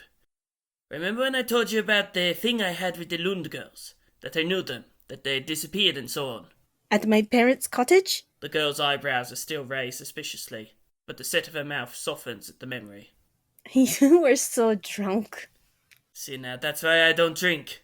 Jesper laughs awkwardly. But you just had to ask, didn't you? You were so funny back then. So funny, Jesper repeats bitterly. Back then. Alright, I was funny. Anyways, I'm going to go looking for them. Looking for who? Cornelius Gerdy. Who do you think? The doll-like model leans back against the wall, her knees popping in her enviable bone structure as she slides down to sitting. But you said back then it was pointless. You said that you'd, put it behind you. Maybe you don't remember saying that? Jesper taps the rolled-up papers against the palm of his hand and takes a few contemplative steps across the floor, as if he were in consultation with another Jesper, the one who got drunk at Anita's parents' cottage. But still, that Jesper is 1,000 times smarter, 1,000 times better off than this baffled creature here. He ruffles his blonde hair with the roll of papers and says, "There's still hope." Jesper. You don't understand. I have to. Jesper places the papers, his real estate papers, in the girl's scrawny hands. Stay here. Take my house and live here, please. Sell off both of the apartments in the city centre as fast as you can. Prices will start falling tomorrow. First thing in the morning, run to my real estate agent. Look, here's the number. The girl's shoulders shake, but everything is silent. Only the wind still whines outside the window. Jesper squats down in front of the model girl, the hem of his winter coat brushing the parquet floor. He puts a hand on her shoulder. Hey, I'm going to make tea now, alright? The flip clock reads 2:30. Cups steam on the floor. Brown cubes of sugar sit in a square sugar bowl, with a special spoon for lifting the cubes. It is difficult to pour in the dark, but it doesn't feel appropriate to turn the lights on either. 2:45. I don't understand. What does this mean now? The girl swallows at the end of a long silence. Well, what do you think it means? And all this time you had that suitcase? The girl points with her index finger to the centre of the room. As if I didn't exist at all? It was there long before you. What? So I was supposed to be able to change your mind? Here now, try to be understanding. Understanding? You know what I think? The model angrily sets the teacup on the floor. I think this Lund girls thing is complete bullshit. You're just a pedophile. The look of betrayal on Jesper's face is unforgettable. Even the girl is stunned by the power her words hold. For this moment, and only for this moment, she regrets them. Okay then. Jesper stands up without a moment's notice. He picks up the suitcase and calmly steps out from between the curtains. Indignation overtakes Anita again, and the photomodel, naked and angry, rushes after Jesper into the main room. You can shove your cube up your ass. I'm not going to stay in this Catland backwater for the rest of my life. The stack of white papers flies from her hand, scattering across the dark room, fluttering down one by one onto an extraordinarily beautiful wooden table, onto the herringbone pattern of the wooden floor. Jesper doesn't turn around yet. He pauses and tilts his head. So where do you think you're going if you're not staying here? Are you going to work at an ammunition factory in Guard? You're pathetic. You and your girls, it's just pathetic. Everyone warned me, and I knew long before the cottage too. Everyone knows. I was just 15 then, I'm so stupid. Anita's out of breath, leaning on the kitchen counter with one hand. Annie this and Annie that. My name is not Annie. Jesper feels his hands go cold. The word morbid circles back to him. He remembers himself, the underage lingerie model in his arms, dozens and hundreds of times in a row. Good night, Annie. Good night, Annie. Good night. I'm so happy. He falls asleep, the branches of the trees rustling outside the window like a second chance. This is sad. It's all totally great. The photomodel returns to the bedroom and shouts in an inexplicable fit of wickedness. Good night, Annie. The human mind is inherently sincere. It doesn't think that such nightmarish coincidences are possible at first. But the clearer the difference between Jesper's own thoughts and the mocking voice that rang out in the room becomes, the more his breathing slows, as if his body was preparing to pass out from shame. He picks up the papers from the floor, sheet by sheet, and taps the stack into order on his knee. He chooses his words, not even knowing who exactly he wants to attack. Most likely the entire world. He walks back into the bedroom, places the papers on the bedside table, and plays his terrible trump card. And do you think you can return to Revachol? It's not in a good state anymore. It's not there. Look. The girl sits on the bed and pulls on her evening dress in a childish fit of anger, not really understanding yet what this is about. The city is no more, Jesper repeats, and now the girl gets up, startled. What? You know, there's been no contact for 5 days. What are you talking about? Contact with what? With Revachol, an explosion. Gone. You really should read more newspapers. Are you kidding? Caught up in his revenge, Jesper doesn't quite know yet what's wrong with what he's doing. He senses something, but it's too late now. The girl gasps for air, her hands shaking in panic. Her fingernails click on the buttons, and in the dark, the yellowish radio panel lights up. The wheel spins under her fingers. There's an ethereal hiss in the speakers, full of squeaks and whines as the needle on the panel slides through the shortwave frequencies. Foreign language news programs speak with anxious professionalism, all jumbled together. Her cosmopolitan mind grasps only horrible fragments of it. Mesk aggressor, San Moreau, Revachol, atomic weapon, and half the population. She trembles so intensely that Jesper begins to fear for her health. With every moment of this crackly radio report, she just falls more to pieces. Finally, a female Varson announcer delivers the death blow. The girl breaks down, as the announcer with the voice so specific to this reality reads over the Ministry of Foreign Affairs list of domestic travellers. Well-known singer Pernilla Lundqvist, while recording her third studio album. Anita's big eyes are wide and dull with horror in the darkness. My God! She bawls. My sister! My sister's there! I'm so sorry, Jesper says. Are you sure? How could they be sure? Why aren't they doing something? I don't know. Jesper grabs his suitcase. The girl gasps for air like a whinnying horse. Her mouth transforms into a huge dark scream. This mouth threatens to swallow the world. And so it does, because Jesper can't remember what happened next. White snow blows into the vacuum of the scream, the room echoing with a concrete shrill. Don't go! Jesper's wrist has bruises from her fingernails. He slams the door shut behind him and stands in front of the house. It's storming outside. It's cold and the wind is whistling, but his skin is feverishly hot. He grabs a handful of snow and shoves it in his face. On the edge of the courtyard, at the mouth of a tunnel made of spruce trees, stands a black motor carriage. Tereesz Majek steps out of the machine, and standing in the light from the cabin, gestures to him. Jesper strides across the courtyard, his coat fluttering in the wind and a white suitcase in his hand. The spruces are flinging snow streaks into the wind, zigzag drum. And then suddenly the world is so light, as if all meaning has disappeared from it. He is no longer worth anything. Jesper smiles.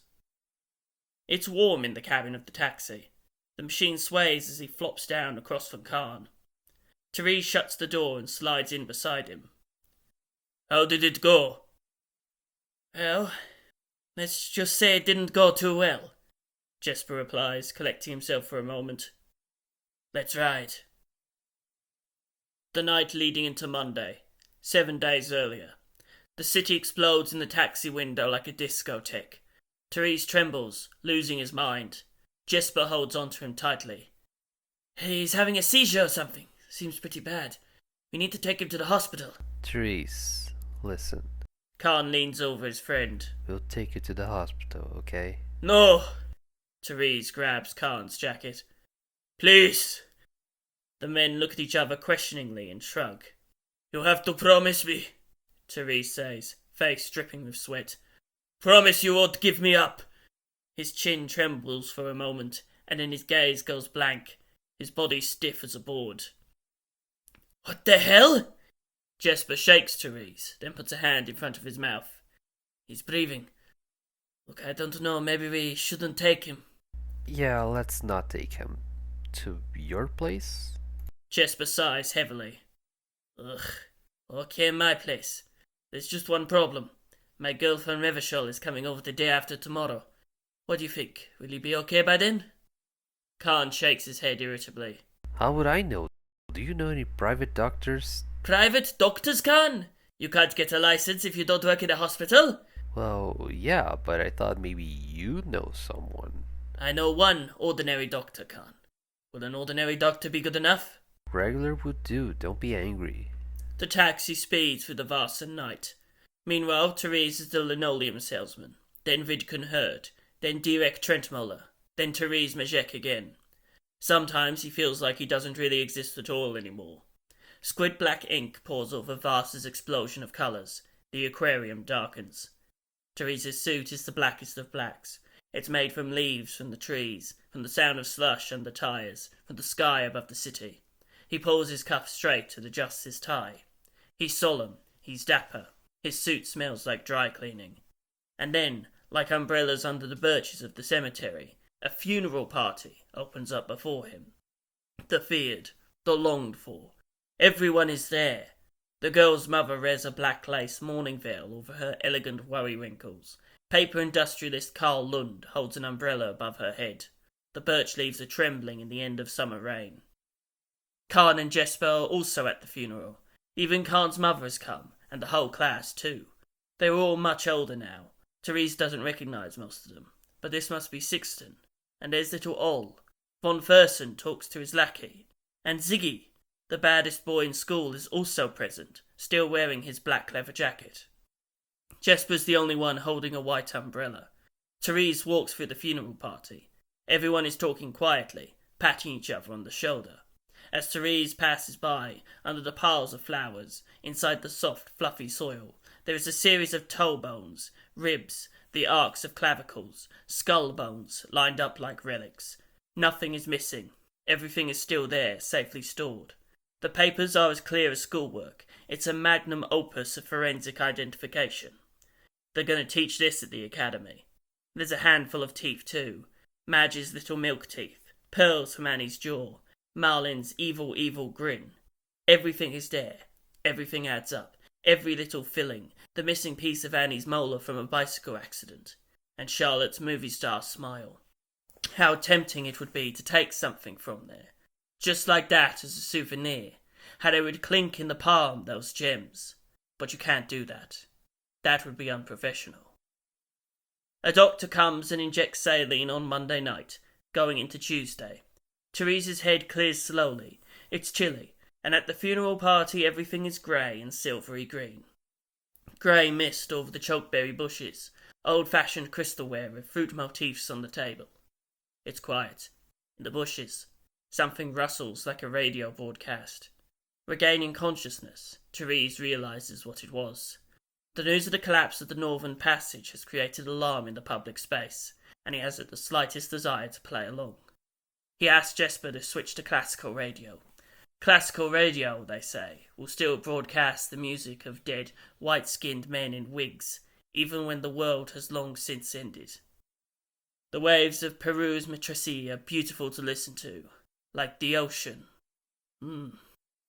Grave. Everyone dances slowly, and the more Tereesz thinks about it, the clearer it becomes to him that the funeral party will never come. The case has been exhausted. By Tuesday morning, he's ready to admit to himself that they'll never know what happened to the Lund children. Heel plates leave indentations on the floor mat of the taxi. The girl lifts her leg over her knee, her coral red varnished toenails all in a row beneath the skin-coloured straps securing her serge van Dykes. Gem clusters sparkle where the straps all come together. Elegant, wouldn't you say?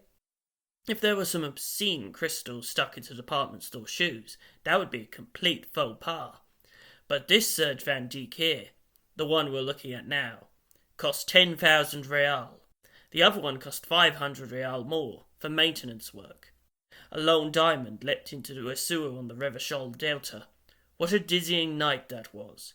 And besides, Serge van Dyke himself said there's a difference between elegance and snobbery. And since Serge designed these shoes, well, draw your own conclusions. Shoe size 37, and what an arch on the foot, like the arcades of the West. The podiatrist from the Kexholm ring would give these a 9.5 on the trapping in the basement scale, out of 10. A chime sounds from her suitcase phone, and the lid opens with a click. But we're still watching those 10,000 real Serge Van Dijks, how the gems shine as her foot swings to the rhythm of Fackengaff playing on the taxi radio. We simply can't get enough of them. The taxi door closes. 13-centimeter heels tap on the footpath. It's getting dark. Here it's always either dim or dark. Where did the day disappear to? Her white calves flash. The concrete cube can be seen under the spruce trees in the distance. The lights are on inside. Moss glistens and frost covers mud puddles in the cold before the October storms. Her travel suitcase is lowered down next to her shoes at the front door. The doorbell chimes. Jesper's model girlfriend's legs go on forever. We crawl our way up and up, but it seems like the edge of that bell-shaped coat will never come. Just at the curve of her butt, the Mesk world-destroying air fleet, black as lubricating grease, reaches the horizon of Revachol. In fact, in the fashion capital at Anita's kneecap, they are already putting their hands over their eyes and asking, "What is that ominous chimney smoke over there on the ocean, like storm clouds?" "It's unlocked!" Jesper shouts from within. The girl walks in and the main room opens up in front of her, smelling of sweat. Tobacco sweat. Lots of both tobacco and sweat. Jesper walks across the room from under the window. There's some guy on a mattress, his greasy potato-coloured head peeking out from under a blanket. Jesper takes the girl's suitcases and introduces her to the fat guy next to the sweaty guy. The immigrant smiles awkwardly, and when he offers his hand, it too is warm and sweaty. Anita. The girl introduces herself. I am Inaya, but everyone calls me Khan. You can call me Khan too. And this here... He points to the pile of blankets. ...is my partner's Tereesz Magic. He's feeling unwell, as we can see. Khan thinks he did quite well. It could have gone worse. What the hell? Jesper, why'd you tell me you're dating a real model? Cool. If I had Anita Lundqvist, I'll be telling everyone, "Hey, give me an autograph. Hey, your sister is Pernilla Lundqvist, right? Give me Pernilla's phone number and show me your boobs. Jesper, tell me to show her boobs." Khan ruins the jovial introduction by grimacing to himself about tits. Now he finds himself looking at them too, under the girl's loose fashionable tank top. Boobs, boobs, model boobs, famous model boobs. He thinks, his grin spreading. Of course he doesn't notice the girl is already asking about Tereesz for the second time. Poor guy. What's wrong with him? Food poisoning. Jesper grabs her by the arm and guides her into the bedroom to change clothes. Khan, applying some tact, shouts from the door. Hey, okay then, see you tomorrow, right? Are you going already? Wait, I'll call you a taxi. You and your taxi, I'll walk instead. Goodbye, the girl exclaims amicably. As Khan trudges along the forest road and over the frosty moss to the stop, the girl on the bed pulls on some pants. On the loose bohemian fashion tank top is printed the face of Serge Van Dijk, in a revolutionary two-colour scheme, grey and turquoise as if stencilled. What? It's not pretentious. Van Dijk's also something of a revolutionary, in his own way, like a fashion revolutionary. He's the Marzov of the fashion world. Only he doesn't send the bourgeoisie away to the tiger of northeastern Grad as much as he, well, sells them clothes. Jesper, who are those people? What do you mean? You never told me about any Khan. And that other one? Tereesz. They're just old classmates from high school. We had a reunion the other day, a class reunion. Didn't I tell you about that? No. Weird. Yeah, weird. Well, we were just reminiscing a bit about old times. Listen, Tereesz lives in Grad. He'll probably stay here a few more nights. Hope you don't mind? Of course not, the girl says, but she has a bad feeling about all this. Her suspicious gaze drills into Jesper's back as he brews tea. How she was welcomed left much to be desired. One lousy kiss. The girl paces around the bedroom irritably until she notices a ring box among the books on the bedside table. Oh, a surprise. For the evening? The box is just far enough for Jesper to be able to reach it from the bed. Could it be? Maybe not, but it's still better to know what's coming. And besides, curiosity. Her mood improves immediately. A black velvet box, A tiny box. The girl opens the box. Click. Night settles over Vasa. In downtown Königsmalm, a fox cub runs across an intersection. The steam from the animal's breath paints the air blue. Its ears prick up. The street is quiet and empty. The balcony baskets of the downtown houses stand in a row, and yellow traffic lights flash in the mirrors of dark windows. The northern metropolis is a light installation at night. A beautiful modern thing, only there are hardly any visitors. The Royal Architecture Museum, built in the Derrida style, looms over the river, the lighting on its facade making the building glow golden. In the dark below, river water drifts by, like viscous vodka fresh out of the fridge. Bridges arch over it, rows of pearly lanterns lining their backs. A lone cyclist rides home in a whirlwind of spokes, and there is a smell of farewells in the air. The billboards sitting on the corners of the department store roofs are buzzing off to power-saving mode. The giant lingerie model floating above the rows of payphones smiles and disappears. Anita Lundqvist. "Dear child, cover yourself up," the Presidium chairman Sapamat Kaninsky would say. "Aren't you cold?" Two ICP agents ran up the stairs of the police station. Tereesz Maciejek. Where is Tereesz Maciejek? You arrested him 4 days ago. This man is the man from Internal Affairs. He is the angel of death.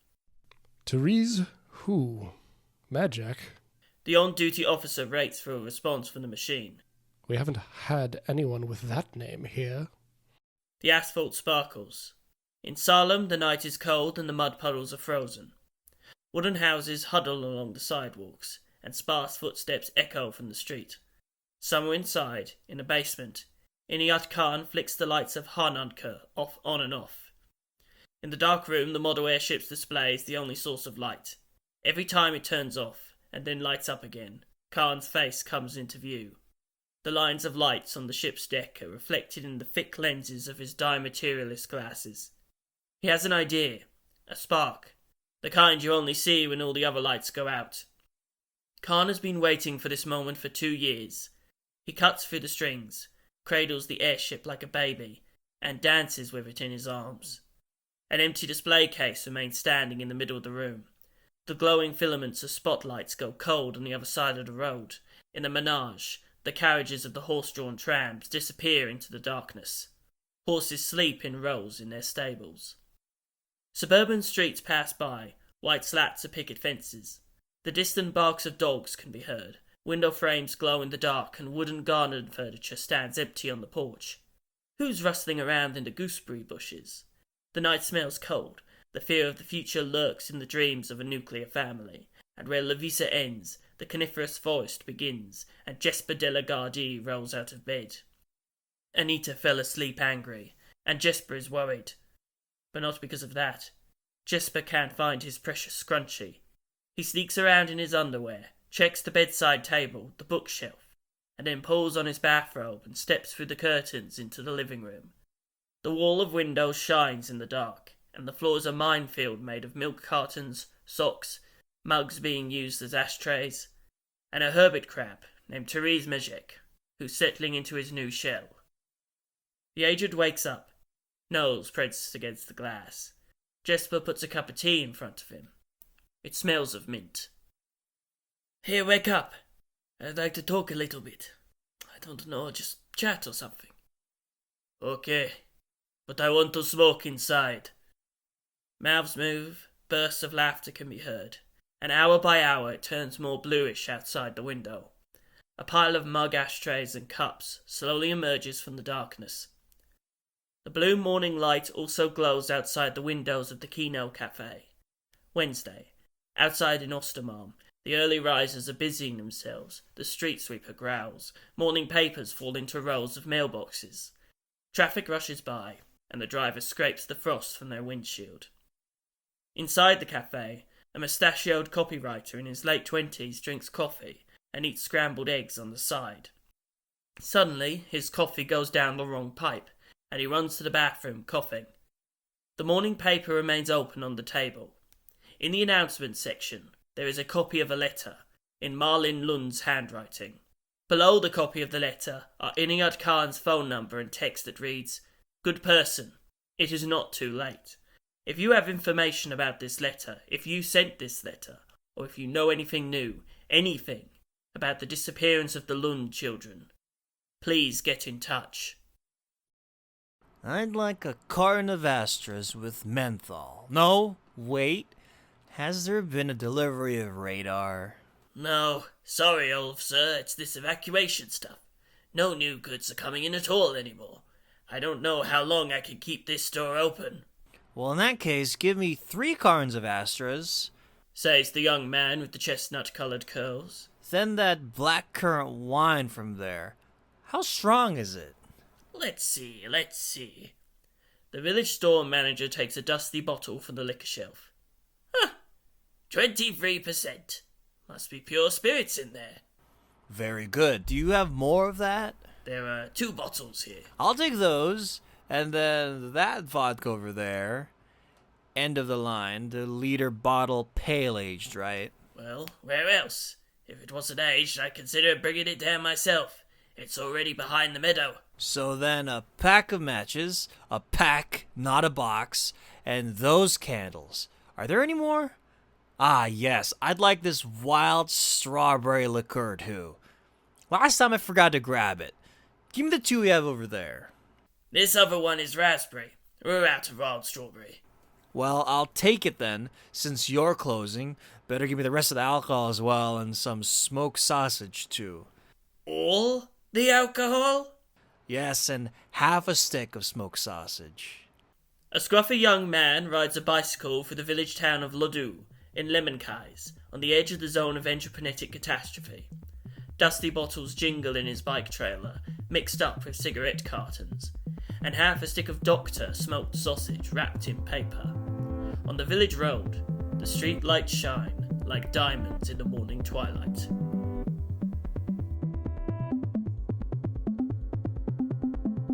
Rain, heavy pulse, bloody eyes, sweaty clothes, the routine that I've learned to understand and know. Play my tricks, fragile mind, risk your head on me. Shut my eyes, I'm not here. There must be some mistake. Don't be so serious.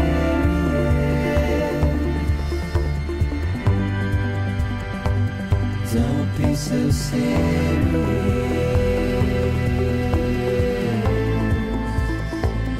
Don't be so serious.